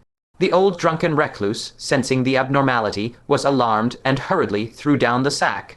Watching Fang Chen holding the purple lightning fly out from the torn gap, the old drunken recluse's eyes bulged wide, and with a face as though seeing a ghost in broad daylight. He cried out in disbelief, "Has that woman gone mad? How could she have replenished the purple lightning's artifact spirit for you?" Fang Chen, too, stared blankly at the purple sword in his hand, utterly bewildered. Was this still the same purple sword he once had? Why did it give him a feeling of a complete rebirth? Hearing the words artifact spirit, he quickly focused his gaze on the blade, and then discovered that on the sword there was now an additional imprint of a purple thunderbolt. Hitch had appeared at some unknown time. That, unmistakably, was the purple lightning's artifact spirit. Liu Ruyan had not only returned the purple lightning to him, but had even infused it with an artifact spirit. It was only at this moment that Fang Chen finally understood why, when he performed a random teleportation in Gixu province, he had been inexplicably drawn toward Liu Ruyan's direction. It was because Liu Ruyan's body possessed the artifact spirit that belonged to the purple lightning. Fang Chen's heart immediately grew heavy. He asked with a hoarse voice, "Senior, is the purple lightning's artifact spirit very precious?" Upon careful thought, if the artifact spirit were merely an ordinary object, why would that aperture nascent soul cultivator have taken only the artifact spirit back then, leaving behind an empty shell of the purple lightning for Liu Ruyan? The value of this artifact spirit was likely no less than that of the purple lightning itself. It might even be far more precious. Judging solely from the old drunken recluse's shocked reaction just now, that alone was enough to indirectly confirm this. Precious, it's far more than that, The old drunken recluse gazed at the flowing purple radiance on the sword with unconcealed envy, clicking his tongue in admiration. The artifact spirit of the purple lightning is a remnant soul gleam left behind by a realm lord of the heavenly realm 10,000 years ago. Wow. Fang Chen thought he had misheard for a moment and subconsciously repeated, a realm lord of the heavenly realm. The old drunken recluse nodded slightly, speaking solemnly, indeed. That soul gleam was absorbed by the immortal mountain, which allowed it to remain unextinguished for 10,000 years. Later, when the immortal mountain forged the purple lightning and azure frost, that gleam inadvertently fused into the purple lightning's artifact spirit. It is precisely this that endowed the purple lightning with its quality of cutting through all things. At this point he scratched his head and murmured to himself in utter bewilderment, I really don't understand. How could that woman bear to give you this artifact spirit? Upon hearing this, Fang Chen was stunned for a long time, remaining silent. The Lord of the Starry Peaks would certainly not be willing. But Liu Ruyan would. And yet, Liu Ruyan would. For a moment, Fang Chen couldn't help but ask himself whether he had been too heartless toward Liu Ruyan. However, now was not the time to wallow in sorrow over this. He held his sword horizontally before his chest, his gaze sharp as he said, Senior, I am in a hurry to find someone, and truly have no time to involve myself in matters of romance. If you press me further, I cannot guarantee that this sword will not fall upon your disciple. The old drunken recluse, hearing this, swept his gaze over the torn hemp sack, and for the first time, genuine worry appeared on his face. A forced melon is rarely sweet. If the other party truly resisted fiercely and harmed his precious disciple, the loss would outweigh the gain. After pondering for a moment, he slowly said, If this old man helps you find that bosom friend of yours, would you be willing to meet my disciple? Having a great venerate of Gixu province help search for someone would be far more efficient than his own needling a haystack approach. Fang Chen quickly weighed the options in his mind, then nodded, a meeting would be acceptable, but I make no promises regarding anything else. Upon hearing this, the old drunken recluse immediately laughed, Deal. If I bring such a formidable peer before her, won't she be utterly smitten? By the way, that bosom friend of yours, what is her name? Fang Chen quickly replied, Her name is Yu Mingju. She appears to be a young girl of about 18. The old drunken recluse nodded slightly and pressed, Yu Mingju, does she have any other distinguishing features? Based on a name alone, he clearly had no recollection. Fang Chen answered without hesitation, She arrived in this Chinese city about half a month ago, through that dragon demon cauldron left behind by you, Senior. Oh. A flicker imperceptible to others passed through the old drunken recluse's eyes. His own disciple had also appeared in Chinese city about half a month ago. A thought suddenly sprang to mind. Could it be that the bosom friend Fang Chen was looking for was his own disciple? But as soon as the thought arose, he inwardly denied it. Because his disciple's name wasn't Yu Mingju, but Yu Shengyan. Moreover, Yu Shengyan had personally stated that her unfaithful lover was a promiscuous scoundrel with countless women around him. But the Fang Chen before him had traveled all the way to Gixu province for a woman named Yu Mingju. Not only that, he had successively rejected marriage proposals from the most beautiful woman in Gixu province, and now he was even threatening death to refuse his own disciple. Such a devoted man simply couldn't be associated with the label of unfaithful lover. So it seemed that this woman called Yu Mingju had simply come to Gixu province around the same time as Yu Shengyan, nothing more. He thought no further, nodded slightly, and said, Very well, I will order my people to investigate her whereabouts. However, this matter will take some time, at least several days, perhaps as long as 10 days. Fang Chen was overjoyed and quickly said, There is no problem. This junior can wait. He understood in his heart that even for a great venerate, finding a person was no simple matter that could be accomplished in a short time. A motionless elder stroked his beard, and his tone shifted. Hold on. The ancient sage has specifically named you to go to the Grand Myriad Demon Continent. You have no time to linger in the Void Return Continent. How about this? Later, I will also have my disciple go to the Grand Myriad Demon Continent in answer to the ancient sage's orders. If she encounters any trouble, look after her a bit. With this mention, Fang Chen suddenly recalled the ancient sage's instructions. He calculated inwardly that since finding someone would take time, he could just take this opportunity to make a trip to the Grand Myriad Demon Continent. As for looking after the other's disciple along the way, he naturally wouldn't refuse, so he agreed at once. All right, I'll set off for the Grand Myriad Demon Continent now. May I ask, Senior, how should I contact your disciple? A motionless elder casually flipped his hand, taking out 2 leaves, 1 gold and 1 silver, shimmering with radiant colors. He handed the golden leaf to Fang Chen, saying, "These 2 leaves can sense each other's location. As long as they are within the same continent, they will work. She will use this leaf to find you." Fang Chen took the golden leaf with both hands and put it away, then cupped his fists and said, "Then I'll trouble you, senior, to help me search for the person." This junior takes his leave. Just as he was about to turn and leave, emotionless elder suddenly called him to a halt. "Wait, take this piece of rabbit tail carefully with you." With a flick of his finger, the half-severed rabbit tail, accidentally cut off by the purple sword, flew steadily into Fang Chen's hand. Joy immediately appeared on Fang Chen's face. He had witnessed with his own eyes that this large white rabbit, merely by biting off a tuft of its own chest fur and scattering it on revered one-lion Jing, could instantly restore its severely injured body. This half-part of a rabbit tail, as long as an arm, had enough fur to gather not just dozens, but dozens of tufts. It would be enough for him to heal injuries dozens of times. This was absolutely a treasure of great value. Many thanks for Senior's generous gift. Fang Chen, full of gratitude, bid farewell, then with a flash of his figure, flew towards the direction of the Imperial Observatory. After he left, the large white rabbit turned its head, staring eagerly at its severed tail, looking extremely aggrieved. It angrily butted its head directly against Emotionless Elder's back. Caught off guard, Emotionless Elder was sent flying by the impact, landing flat on his face in a sprawling mess. "Ouch, my old back!" Emotionless Elder climbed up from the ground, holding his waist and cursing, exasperated, "You damn rabbit. If this old man hadn't promised that sage to look after you, I would have wrung your head off and made spicy rabbit head stew already." Time flew by, and in the blink of an eye, half a day had passed. A motionless elder, with his hands behind his back, returned to an ancient and mysterious ruin. Invisible ripples of law, like ripples on water, slowly circled around the ruins. Deep within the ruin, in front of a stone stele etched with the marks of ages, a young girl in a pink dress was sitting cross-legged in meditation, fully focused on comprehending the supreme Tao method inscribed on the stele. Her figure was not particularly tall, but she exuded the unique youthful aura of a maiden. Yet her eyes held a faint weariness of worldliness that belied her age. This young girl was precisely Yu Mingju. Yu Shengyan was her real name. Yu Mingju was merely an alias she used while traveling in the 9 sects. Now that she had become a disciple under the Great Venerable, how could she dare to call herself by an alias again? In less than a month, her cultivation had soared dramatically, reaching the peak of the 4-orifice nascent soul realm, just 1 step away from breaking through to the 5th orifice. The resources from the heavenly mountain battlefield had allowed her to advance from the peak of 2-orifice nascent soul to the 3rd orifice, and after becoming Emotionless Elder's disciple, under her master's meticulous cultivation, she trained even faster and charged all the way to the peak of the 4th orifice. On the path of martial arts, she was progressing more smoothly than ever before.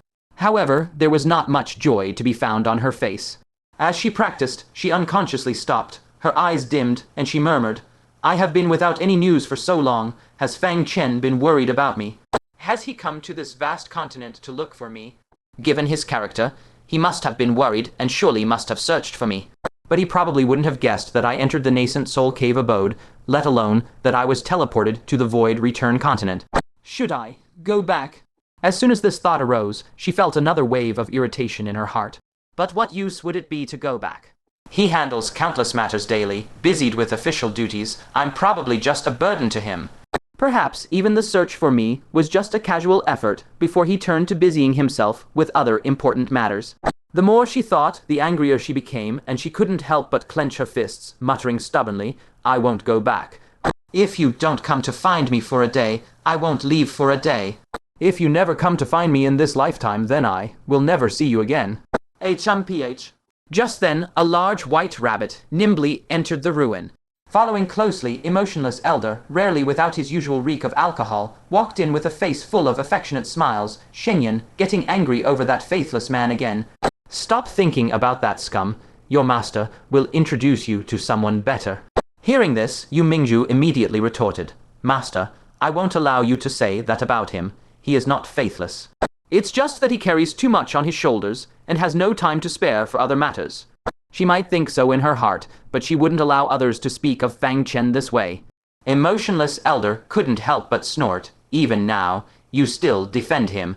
Because of that man, your Tao heart has become unstable. If he isn't faithless, what is he? He felt quite helpless inwardly. Scenes like today, where Yu Xingyan suddenly fell into a daze and melancholy in the middle of cultivation, had already happened more than once. This was clearly a sign that her state of mind had been greatly affected. He had even considered going to the Grand Taking Continent himself to catch that wretched brat. But unfortunately, Yu Xingyan remained stubbornly infatuated, steadfastly protecting him and refusing to tell his name no matter what. With this thought, he felt even more that he had to start a new relationship for Yu Xingyan. Coincidentally, that young man named Fang Chen was truly a dragon among men. His demeanor and bearing were not inferior to the descendants of the great sages of the central continent. Having made up his mind, Emotionless Elder smiled. I see you have no heart for cultivation right now. Why not prepare yourself and make a trip to the Grand Myriad Demon Continent? The Grand Libationer over there will arrange tasks for you. Upon hearing this, Yu Mingju began to ponder in her heart. Fang Chen cultivates the Brahma Sage True Spirit art, and he is still short of one type of True Spirit blood, right? The Grand Myriad Demon Continent is the sacred land where monsters of the world gather. It is rumored that several True Spirit descendants dwell there. If I could obtain their essence blood, Fang Chen's art could be cultivated to perfection. Her eyes lit up slightly, and she immediately said impatiently, Then your disciple will set off right now. Emotionless Elder, however, said leisurely, What's the rush? Take this. The items inside are for your protection. As he spoke, he handed a spatial storage treasure to Yu Mingju, filled with various magic treasures, top-grade spirit pills, and several tufts of spare rabbit fur. After all, this mission was personally arranged by the ancient sage, so it might indeed involve considerable danger. Then, he also took out the silver leaf, and with a flick of his finger, sent it into Yu Mingju's body. Yu Mingju asked curiously, Master, what is this leaf for? Emotionless Elder smiled mysteriously and said, This master has found an excellent man for you. With this leaf, you will be able to sense his location. When you go to the Grand Myriad Demon Continent, stop by and meet him along the way. Master was truly going to introduce her to a man. Yu Mingju kept a straight face and obediently replied, Yes, your disciple obeys. But in her heart she sneered coldly, Where did this lecher come from, to have so thoroughly fooled my master? You'd better not think of getting close to me, or else I wouldn't mind making you silently disappear from this world. In her heart, even a private meeting with another man was equivalent to the ultimate betrayal of Fang Chen. If this man tried to exploit a rift between her and Fang Chen to worm his way in, then he must not blame her for turning merciless and resorting to ruthless means. She flicked her sleeve and said coldly, Your disciple takes her leave. Yu Mingju turned and left the ruin, heading straight in the direction of the Imperial Observatory. Wang Qingyel watched as she gradually receded into the distance and couldn't help but let out a soft sigh. In this time of great calamity, this master will have to rely entirely on you. I hope that by means of your Son of Heaven's Kai observation art, I can quickly acquire merit and step into the Sage Realm. Only then can I complete my plan. Sajin has waited for me for a full century. It is time for me to fulfill our shared ideal of saving the Central Plains. As he spoke, he grabbed his wine gourd, tilted his head back, and took a draught of wine. In a daze, he seemed to see once more that young couple of 100 years ago, parting ways at the edge of the continent. One headed for the Heaven's Secrets Pavilion, setting forth on the path to awaken the ancient sages. The other went into seclusion to contemplate the soul, embarking on that mysterious and unfathomable soul path. The Imperial Observatory. Fang Chen arrived at the Imperial Observatory, gazed toward the central main island, and considered whether he should go thank the Grand Libationer in person. If not for her personally shielding the perception of the benevolent sage, he would have had no chance of avenging the Tianyuan 7 cities. Just as he hesitated, a wailing cry drifted over from afar. Boo, Hooth, little Kiang, you died such a miserable death. That heart-wrenching sobbing was unmistakably the voice of the Grand Libationer. At once, all the members of the Imperial Observatory were thrown into panic. One member rushed forward, crying out in a tearful voice, Grand Libationer, please don't cry. I apologize. I shouldn't have stomped that cockroach to death. I deserve to die. I'm inhuman. Only, please don't cry. As soon as he finished, someone beside him immediately howled along. When you cry, we have to cry too. Another stamped his feet and wailed loudly. Wah, I can't bear it. I'll cry first. Brother Cockroach, you died so young. How are we supposed to go on living? Another, wiping away tears while sobbing, said, I can't stand it either, boohoo Uncle Cockroach. I'll burn some more leftovers for you. Yet another voice beat his chest and stamped his feet in lament. Boo-hoo, Big Brother Cockroach, rest in peace. Your wife and children, I shall raise them, so fret not. Listening to the entire Imperial Observatory weeping and wailing over a cockroach, Fang Chen immediately felt goosebumps crawling all over his skin. He dared not stay a moment longer. He instantly slipped away and darted into the prefecture, level teleportation array of the Myriad Demon Great Prefecture. Without hesitation, he activated the array and fled for his life. After a dizzying whirl, his feet finally touched solid ground. Then he bent over and retched violently, heaving as if his stomach had turned upside down. Still, compared to listening to a crowd of people weeping over a cockroach, the taste of vomit was far more bearable. Senior, are you reinforcements from the Gixu Prefecture? A female commander whose cultivation had reached the 7 orifices nascent soul stage, sensed the teleportation fluctuation and hurried over, clutching a jade register. When she clearly saw Fang Chen's face, a look of doubt appeared on her face. You wouldn't happen to be Fang Chen from the Kaiyang Great Prefecture. Fang Chen nodded lightly. I came under orders to reinforce the Myriad Demon Great Prefecture, but I don't know what I am required to do. The ancient sage had only instructed him to come to the Myriad Demon Great Prefecture, without specifying any urgent matter or arranging any concrete mission. Confirming that the person before her truly was that Fang Chen, the commander's starry eyes widened abruptly, and her voice trembled with excitement. It really is you. Oh heavens, you've come to our Myriad Demon Great Prefecture. Everyone, come quickly and see. His own fame had already spread so far and fast. Fang Chen hastily raised a hand to cut off her shout, saying a bit sheepishly, Commander, let's discuss the proper business first. As he spoke, he took out that human's skin mask and put it on his face. He also stored the 3 rather conspicuous longswords on his back into his spatial storage device. It was more convenient to move like this. The commander finally realized that Fang Chen disliked ostentation. She stuck out her tongue a bit and apologized. My apologies. Senior Fang, if you are here to support our Myriad Demon Great Prefecture, please proceed to Spirit Snake Mountain. Hearing the word Spirit Snake Mountain, Fang Chen's heart suddenly clenched. Spirit Snake Mountain. Wasn't that the place Ling Shu and Lialai had gone to? His voice deepened as he immediately asked, what happened at Spirit Snake Mountain? The commander's expression grew solemn. At the foot of Spirit Snake Mountain, an interstitial world was accidentally discovered, a self-contained space. It is filled with hellish creatures. Over half a month ago, that interstitial world was breached into the Myriad Demon Great Prefecture, and a massive horde of hellish creatures poured out, causing tremendous destruction. Ion, even our Grand Libationer, went to assist, and has yet to return. A self-contained space, and entirely hellish creatures. Fang Chen's expression instantly became extremely grave. He had personally experienced the terror of those hellish creatures in the underground world of the Heaven's Secrets Pavilion. Not only were they individually powerful, but they also moved in swarms with enormous numbers, making them exceedingly difficult to handle.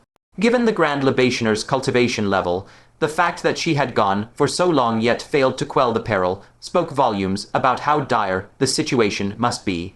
I'll go at once. Fang Chen was burning with anxiety. Ling Shu and Lialai were at Spirit Snake Mountain. They had been gone for so long without returning. Could it be that they had encountered some danger?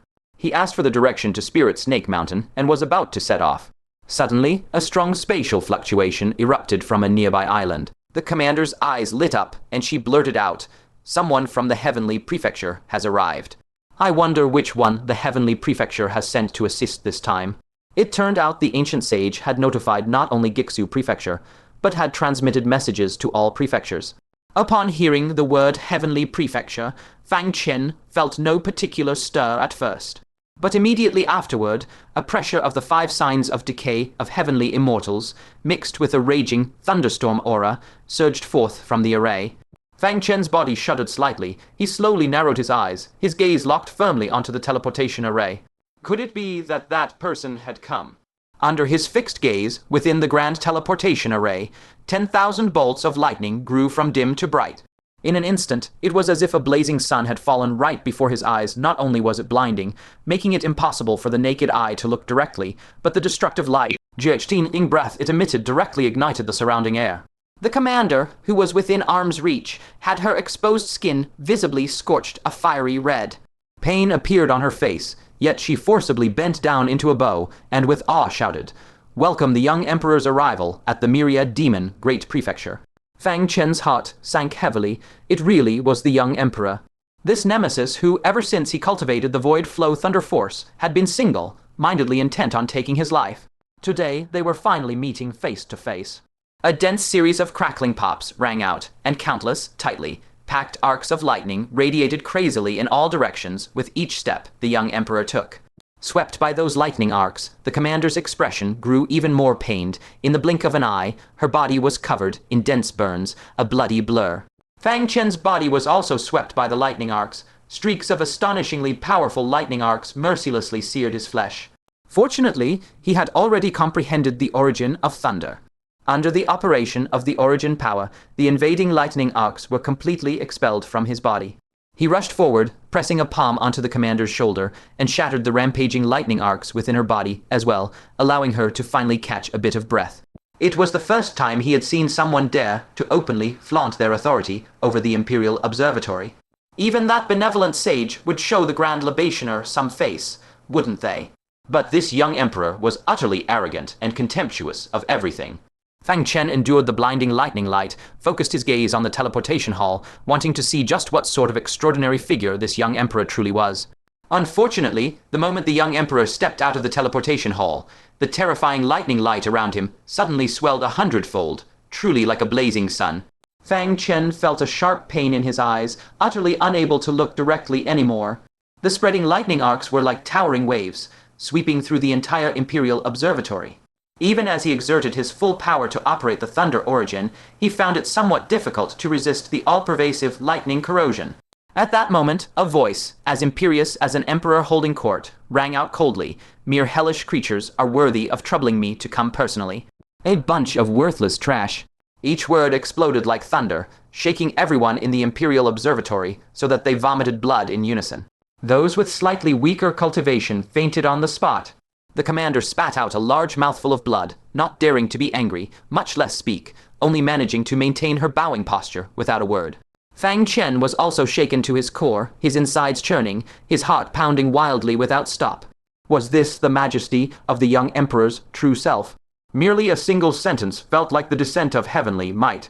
No wonder even someone as wild and untamable as the venerable heartrending Calamity regarded the young emperor with awe, as if facing a god. This person's power was truly suffocating. As Fang Chen was feeling awed suddenly, the lightning power within him went into violent disorder, and that recently condensed Thunder Origin actually began to tremble and shake. It turned out the young emperor was gazing down upon him from on high. The young emperor had evidently sensed that Fang Chen also cultivated lightning-based divine powers, and thus cast him an extra glance.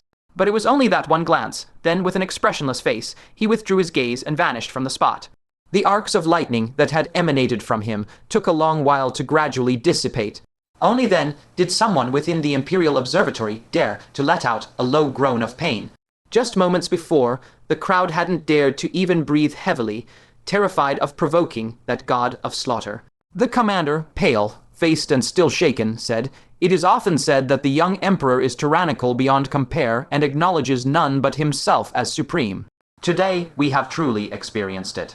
She then looked at Fang Chen, her face full of gratitude, and said, "Thank you, Senior Fang, for stepping in to save us. If not for him, at such close range just now, she would have certainly been severely injured." After a moment of hesitation, she lowered her voice and warned, "Senior Fang, be sure to stay far from the young emperor. Young Emperor Mountain specializes in the path of thunder, and he is never friendly to other lightning-based forces." The young emperor had deliberately glanced at Fang Chen just now, and the commander had already sensed the danger within it. Thus, she reminded him to be extremely careful. Fang Chen's eyes turned cold as he said slowly, "Isn't he being too overbearing? He forbids others from practicing the void-flowing thunder force because it would take away his merit. That's understandable. But what does even cultivating lightning path techniques offend his taboo now? Lightning path arts have been passed down since ancient times. The Myriad Tribulations Sacred Hall has cultivated this path for even longer, tracing back over 1,000 years. How old is the young emperor anyway? He, a mere latecomer, dares to look down upon other lightning path cultivators. The commander gave a bitter smile and said in a low voice, "This is the Imperial Observatory, so he restrains himself somewhat." She paused, a flicker of dread in her eyes. If it were in Heavenly Province, it's entirely possible he would just kill you. She looked at Fang Chen solemnly, her tone turning earnest. Senior Fang, when you arrive at Spirit Snake Mountain, be sure not to meet with him, lest you invite trouble. Fang Chen pondered to himself. Although he was a man doomed to die, he had nothing to fear. But for now, it was best to keep his distance. After all, he still had a mountain of matters left unfinished. Several days later, Fang Chen traversed half of the Myriad Monster's great province, and finally arrived at the extreme south. Gazing upon the vast, boundless land, he couldn't help but feel a surge of emotion. The Myriad Monster's great province truly lived up to its name. The single word great indicated its area far exceeded that of provinces like Great Wilderness, Primordial Chaos, and Returned Void. He recalled someone once saying that the title Great Province was not casually granted. It signified the province's flourishing prosperity. Just like the former taking Great Province and the current Myriad Monster's Great Province. Because of this, Fang Chen had traveled continuously for 5 days before finally catching sight of a golden mountain range. Amid the verdant primeval forest, a mountain range that was completely bare, radiating brilliant golden light, was exceptionally conspicuous. At first glance, it looked like a golden serpent slithering across the ancient land. This was Spirit Snake Mountain. To be honest, this place was at the southernmost tip of the great province, and the spiritual Kai was not particularly dense. Yet one wondered why the founder of Spirit Snake Mountain had chosen this place to propagate his descendants. Fang Chen shook his head, suppressed his random thoughts, and immediately flew forward. Just as he approached Golden Snake Mountain, a powerful demon with a divine halo suspended behind his head, exuding the aura of a demon lord, appeared. The demon had a pair of murky yellow vertical pupils, its body covered in fine scales. It was sizing up Fang Chen warily and asked in a deep voice, "Who goes there?" Fang Chen cupped his hands in salute. "Wang Chengxi, O of taking Great Province. I am here under orders to provide support for the interlayer space." A look of suspicion appeared on the demon lord's face. An atorifice nascent soul, a nascent soul realm that could go berserk at any moment and might not even be able to control itself. What could it possibly accomplish? The hellish creatures within the interlayer world are no joke. After pondering for a moment, it still nodded and said, "Fine, follow me. I'll take you to the interlayer world." Since taking Great Province sent this man named Wang Chengxiao, he likely possesses some extraordinary qualities. Fang Chen, however, halted his steps and said, "Senior, please wait. I would like to inquire about 2 people." He added, "One is named Liulai, and the other Lingshu. They should have arrived at Spirit Snake Mountain about half a month ago." Upon hearing this, the demon lord's brows immediately furrowed, and he said in a flat tone, "Liulai, Lingshu, never heard of them." It waved its hand with some impatience. "Our Spirit Snake Mountain is vast and boundless, our clansmen as numerous as the stars. Unless they are someone special, this demon lord would be unlikely to know them." "I will first take you to the interlayer world. Once the crisis is resolved, you can search for them slowly on your own." Fang Chen's frown deepened. Lingshu might be ordinary, but Liulai is the princess of Spirit Snake Mountain, the daughter of the Grand Lord. If she had come to Spirit Snake Mountain, there was no reason for this demon lord to be completely ignorant, was there? Could it be that Liulai and Lingshu met with an accident on the way and failed to reach Spirit Snake Mountain? Or was this demon lord deliberately concealing the truth? Thoughts raced through Fang Chen's mind, and then his expression cleared as if he understood, and he nodded. "I see, then I will search for them afterwards." He cupped his hands and said, "I'll trouble Senior to lead the way and guide me to the interlayer world." The demon lord nodded and turned to lead the way. Fang Chen stepped forward and followed. Suddenly, without any warning, the divine halo behind the demon lord's head flashed fiercely. An invisible domain force instantly enveloped Fang Chen. Within Fang Chen's soul, an invisible power surged in, as if trying to forcibly delete his memories. However, with the existence of the ancient tree of the Great Void, this power naturally failed. Fang Chen was startled at first, but then his eyes shifted, and he immediately feigned pain. Soon his eyes became completely vacant. Deleting memories, is it? He was all too familiar with this method. By his count, this was already the 3rd time someone had tried to erase his memories. The first time was by the heavenly listening Bodhisattva, the second time by Green Pearl. Each time, the ancient tree of the Great Void had firmly blocked it, and this time was no exception. Yet he had only inquired about the whereabouts of Lingshu and Liulai, neither showing hostility nor friendliness. And this demon lord had decisively wanted to erase his memories. It seemed that the two girls had indeed run into serious trouble. Since the other party wanted to erase his memories, he would just go along with it and see what exactly was going on. The Demon Lord withdrew his domain and, seeing Fang Chen's vacant gaze, still somewhat uneasy, probed, "Wang Chengxiao, are you all right?" Fang Chen said blankly, "Who is Wang Chengxiao? Me." The Demon Lord continued to probe, "What, you don't even remember who you are?" Fang Chen shook his head and frowned. "What happened to me? Who am I? Where am I? What am I doing?" Only then did the Demon Lord relax. Very good, a string of 3 questions indicates the memory deletion was successful. Truthfully, there was nothing that could go wrong. How could a mere nascent soul stage withstand the domain of a divine transformation, Venerable? Its tone changed, becoming lofty. "You are a slave of our myriad monsters' great province. Now I will take you to meet our master." Master? A barely perceptible flicker passed through Fang Chen's eyes as he said composedly, "All right." The Demon Lord immediately grabbed Fang Chen's shoulder and teleported away. As they approached Spirit Snake Mountain, Fang Chen finally realized that the entire mountain range had suffered massive destruction. Numerous palaces and cave dwellings had collapsed, and corpses of demons and the remains of hellish creatures could be seen everywhere. Swarms of demons had joined in the task of clearing the battlefield, but even so, there was a severe shortage of hands.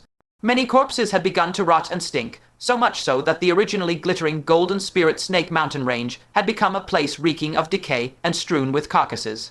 It was not hard to imagine what a fierce and brutal battle had erupted here after the interlayer world connected to the Spirit Snake Mountain range. Ling Shu and Lialai, they wouldn't be in trouble, would they?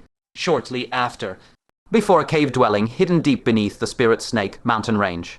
This cave was threaded with tunnels connecting various parts of Spirit Snake Mountain, its terrain intricate and complex. The Demon Lord, bringing Fang Chen, arrived respectfully before the cave and deeply bowed his head, saying, "Grand Lord, I have urgent matters to report." From within the dim cave, a cold, sinister voice immediately sounded. "Is it that the Golden Scale Grand Lord has died in the interlayer world?" The Demon Lord lowered his head even further and replied, "Reporting to Grand Lord, no." It glanced at Fang Chen, raised a hand to lay down a barrier to seal him off, and then said in a low voice, "This person came looking for Golden Scale Grand Lord's daughter, and I discovered it in time." Fang Chen's heart stirred. There was actually a Grand Lord inside this cave dwelling. That shouldn't be. Strong experts from various provinces had all come to support Spirit Snake Mountain. It made no sense for Spirit Snake Mountain's Grand Lord to be hiding within the mountain range and not coming out, right? Could it be that Spirit Snake Mountain has 2 Grand Lords? He just didn't know if this exalted one before him was Lialai's father. Unfortunately, the other party was on guard against him, preventing him from eavesdropping on their conversation. His thoughts raced. He secretly activated the Silent Zen Pearl and exchanged a glance with the Yao Lord. From now on, both the words he wished to speak and those he received would first be processed in his mind. As long as Fang Chen kept his mind guarded and gave rise to no thoughts, he could secretly eavesdrop on their conversation. Looking for the Golden Scale's daughter. In the dimness, a figure slowly emerged. To be precise, it was a great Yao, half man, half snake. His upper body was that of an extremely burly human, with black hair and dark eyes, his bare chest a mass of coiled muscles.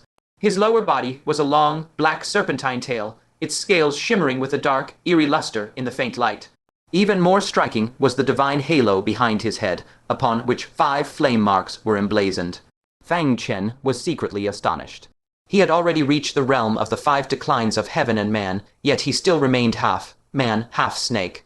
To his knowledge, Yao, at the nascent soul stage, could fully transform into human form. Even the daughter of the demon emperor was born in human form. What was going on with this exalted one before him? The serpent-tailed exalted one's black pupils fixed on Fang Chen as he said in a deep voice, "What is his background?" The Yao Lord respectfully replied, "He claims to be from the Taking Great Province, named Wang Chengxiao, sent by order to assist in the interlayer world." The serpent-tailed exalted one narrowed his eyes. Taking Great Province. The Golden Scale's daughter came from the Taking Great Province. His tone turned cold. This man is indeed deeply connected to the Golden Scale's daughter. He gave the Yao Lord an approving look. "Fortunately, he encountered you. Had he run into one of the Golden Scale's people, news of his daughter's return could not have been kept secret." The Yao Lord nodded. Since he represents the Taking Great Province, I did not dare kill him and simply erased his memory for now. He then asked in a low voice, "How does the Exalted One intend to deal with him?" The serpent-tailed Exalted One said indifferently, "Naturally, we silence him." He shifted his words and coldly added, "However, don't let him die here. Take him to the interlayer world and let him die a reasonable death among the Hellspawn." The Yao Lord nodded, the corner of his mouth curling into a slight smile. The Exalted One is wise. A scheming glint flickered in his eyes. It would be perfect to have him kill more Hellspawn in your name, earning some merits to contribute to your rule over Spirit Snake Mountain. The Yao Lord looked toward the barrier and said, "Then I shall withdraw the barrier, so the Exalted One may personally assign him his task." With that, he flicked his finger, and the barrier vanished instantly. Fang Chen likewise decisively ended the silent Zen, yet waves of shock rose in his heart, refusing to subside for a long time. Lielai and Lingshu had actually already arrived at Spirit Snake Mountain. But fate played a cruel trick. They seemed to have sought out the wrong Exalted One, stumbling straight into the presence of the mortal enemy of Lielai's birth father, the Golden Scale Exalted One. Fang Chen's heart was in turmoil, filled with unease. What exactly had the serpent-tailed Exalted One done with Lielai and Lingshu? Could it be he had already resorted to killing? No, that shouldn't be the case. He calmed down and thought carefully. Killing Lielai would bring no benefit at all to the serpent-tailed Exalted One. On the contrary, sparing her life would allow him to use her as leverage against the Golden Scale Exalted One at a critical moment. With that thought, his tensed heartstrings slightly relaxed. At the same time, Fang Chen could not help but sigh with emotion. It truly confirmed the old saying, wherever there are people, there is the Jiang, who, even this Yao territory, was no exception. He had to find a way to quickly get in touch with the Golden Scale Exalted One and reveal everything about Lielai. Otherwise, relying solely on his own strength, saving someone from the clutches of a Yao Exalted One whose cultivation had reached the 5 declines of heaven and man would be hard. Than ascending to heaven. Just then the serpent-tailed Exalted One spoke in a flat, indifferent tone, "Wang Chengxiao, you are this seat's servant. Now depart immediately for the interlayer world. Slay as many Hellspawn as you can, and do not allow them to escape." Fang Chen sneered inwardly, so he wanted to use someone else's knife to kill. Did he think Wang Chengxie was so easily exploited? His gaze flickered slightly as a thoughtful expression covered his face. He cupped his hands and asked, "Exalted One, this junior is human, while you are Yao. Dare I ask, Exalted One, how did I come to be your servant?" The Yao Lord frowned, eyeing Fang Chen with suspicion. However, he was not overly surprised. Some people were naturally cautious, and even with their memories erased, they still retained a strong instinct for reasoning. The serpent-tailed Exalted One stared coldly at Fang Chen, a thread of killing intent seeping into his voice. "Are you questioning this seat's words?" In the depths of his eyes, murderous intent flickered.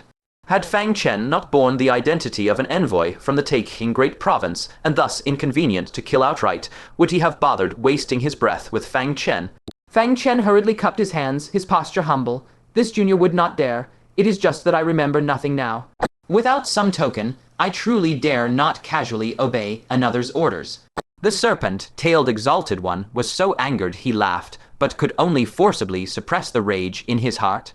He scanned briefly with his senses, detected the heavenly thunderstone in Fang Chen's possession, and immediately had an idea. With a gentle stroke of the finger behind his back, a single scale silently slipped into Fang Chen's heavenly thunderstone. He said darkly, "Check yourself. Do you have this seat's serpent scale on you?" How could Fang Chen not notice the subtle change within the heavenly thunderstone? Yet he feigned complete ignorance, opened the heavenly thunderstone, took out the scale, carefully compared its aura with that of the serpent-tailed Exalted One, and then showed a respectful expression. "My lord, so I truly am your servant." The serpent-tailed Exalted One's tone left no room for doubt. In that case, go to the interlayer world immediately. Fang Chen nodded vigorously and said, "Yes, my lord." But he did not leave immediately. Instead, he showed hesitation and probed.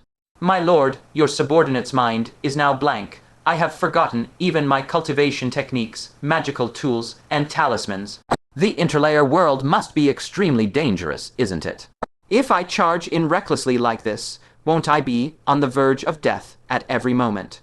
The serpent-tailed Exalted One's brow furrowed even deeper. Having lost his memory, this fellow still knew how to demand benefits. He truly wondered how crafty this man must have been before losing his memory. After a moment's thought, and to avoid further complications, the serpent-tailed exalted one slowly opened his mouth, revealing 2 sharp serpent fangs. He took a jade bottle, gently pressed at the base of one fang, and a trace of thick purple venom slowly dripped into the bottle. This is this seat's serpent venom. Although it is just a single drop, it is enough to poison and kill any powerhouse below the 5 declines of heaven and man. Fang Chen grabbed the jade bottle, his heart immediately pounding wildly. He had intended to swindle some petty benefits, but unexpectedly, the other party had directly handed over such a treasure. When it came to poison, he was a true expert. The Yao Lord, standing nearby, watched with blazing eyes. This was the Exalted One's innate venom, a trump card worthy of the name. He had followed the Exalted One until now, and never received such a reward. Yet the Exalted One just turned around and gave it to Wang Chengxiao. The Yao Lord was extremely envious, and at the same time found this matter utterly unreasonable. Just then, the Exalted One's telepathic transmission suddenly sounded by his ear. You discovered this man in time, a meritorious deed not to be overlooked. Consider that drop of venom as a reward for you. The Yao Lord then had a sudden realization. So the venom was meant for him. Only he would have to figure out a way to snatch it from Fang Chen himself.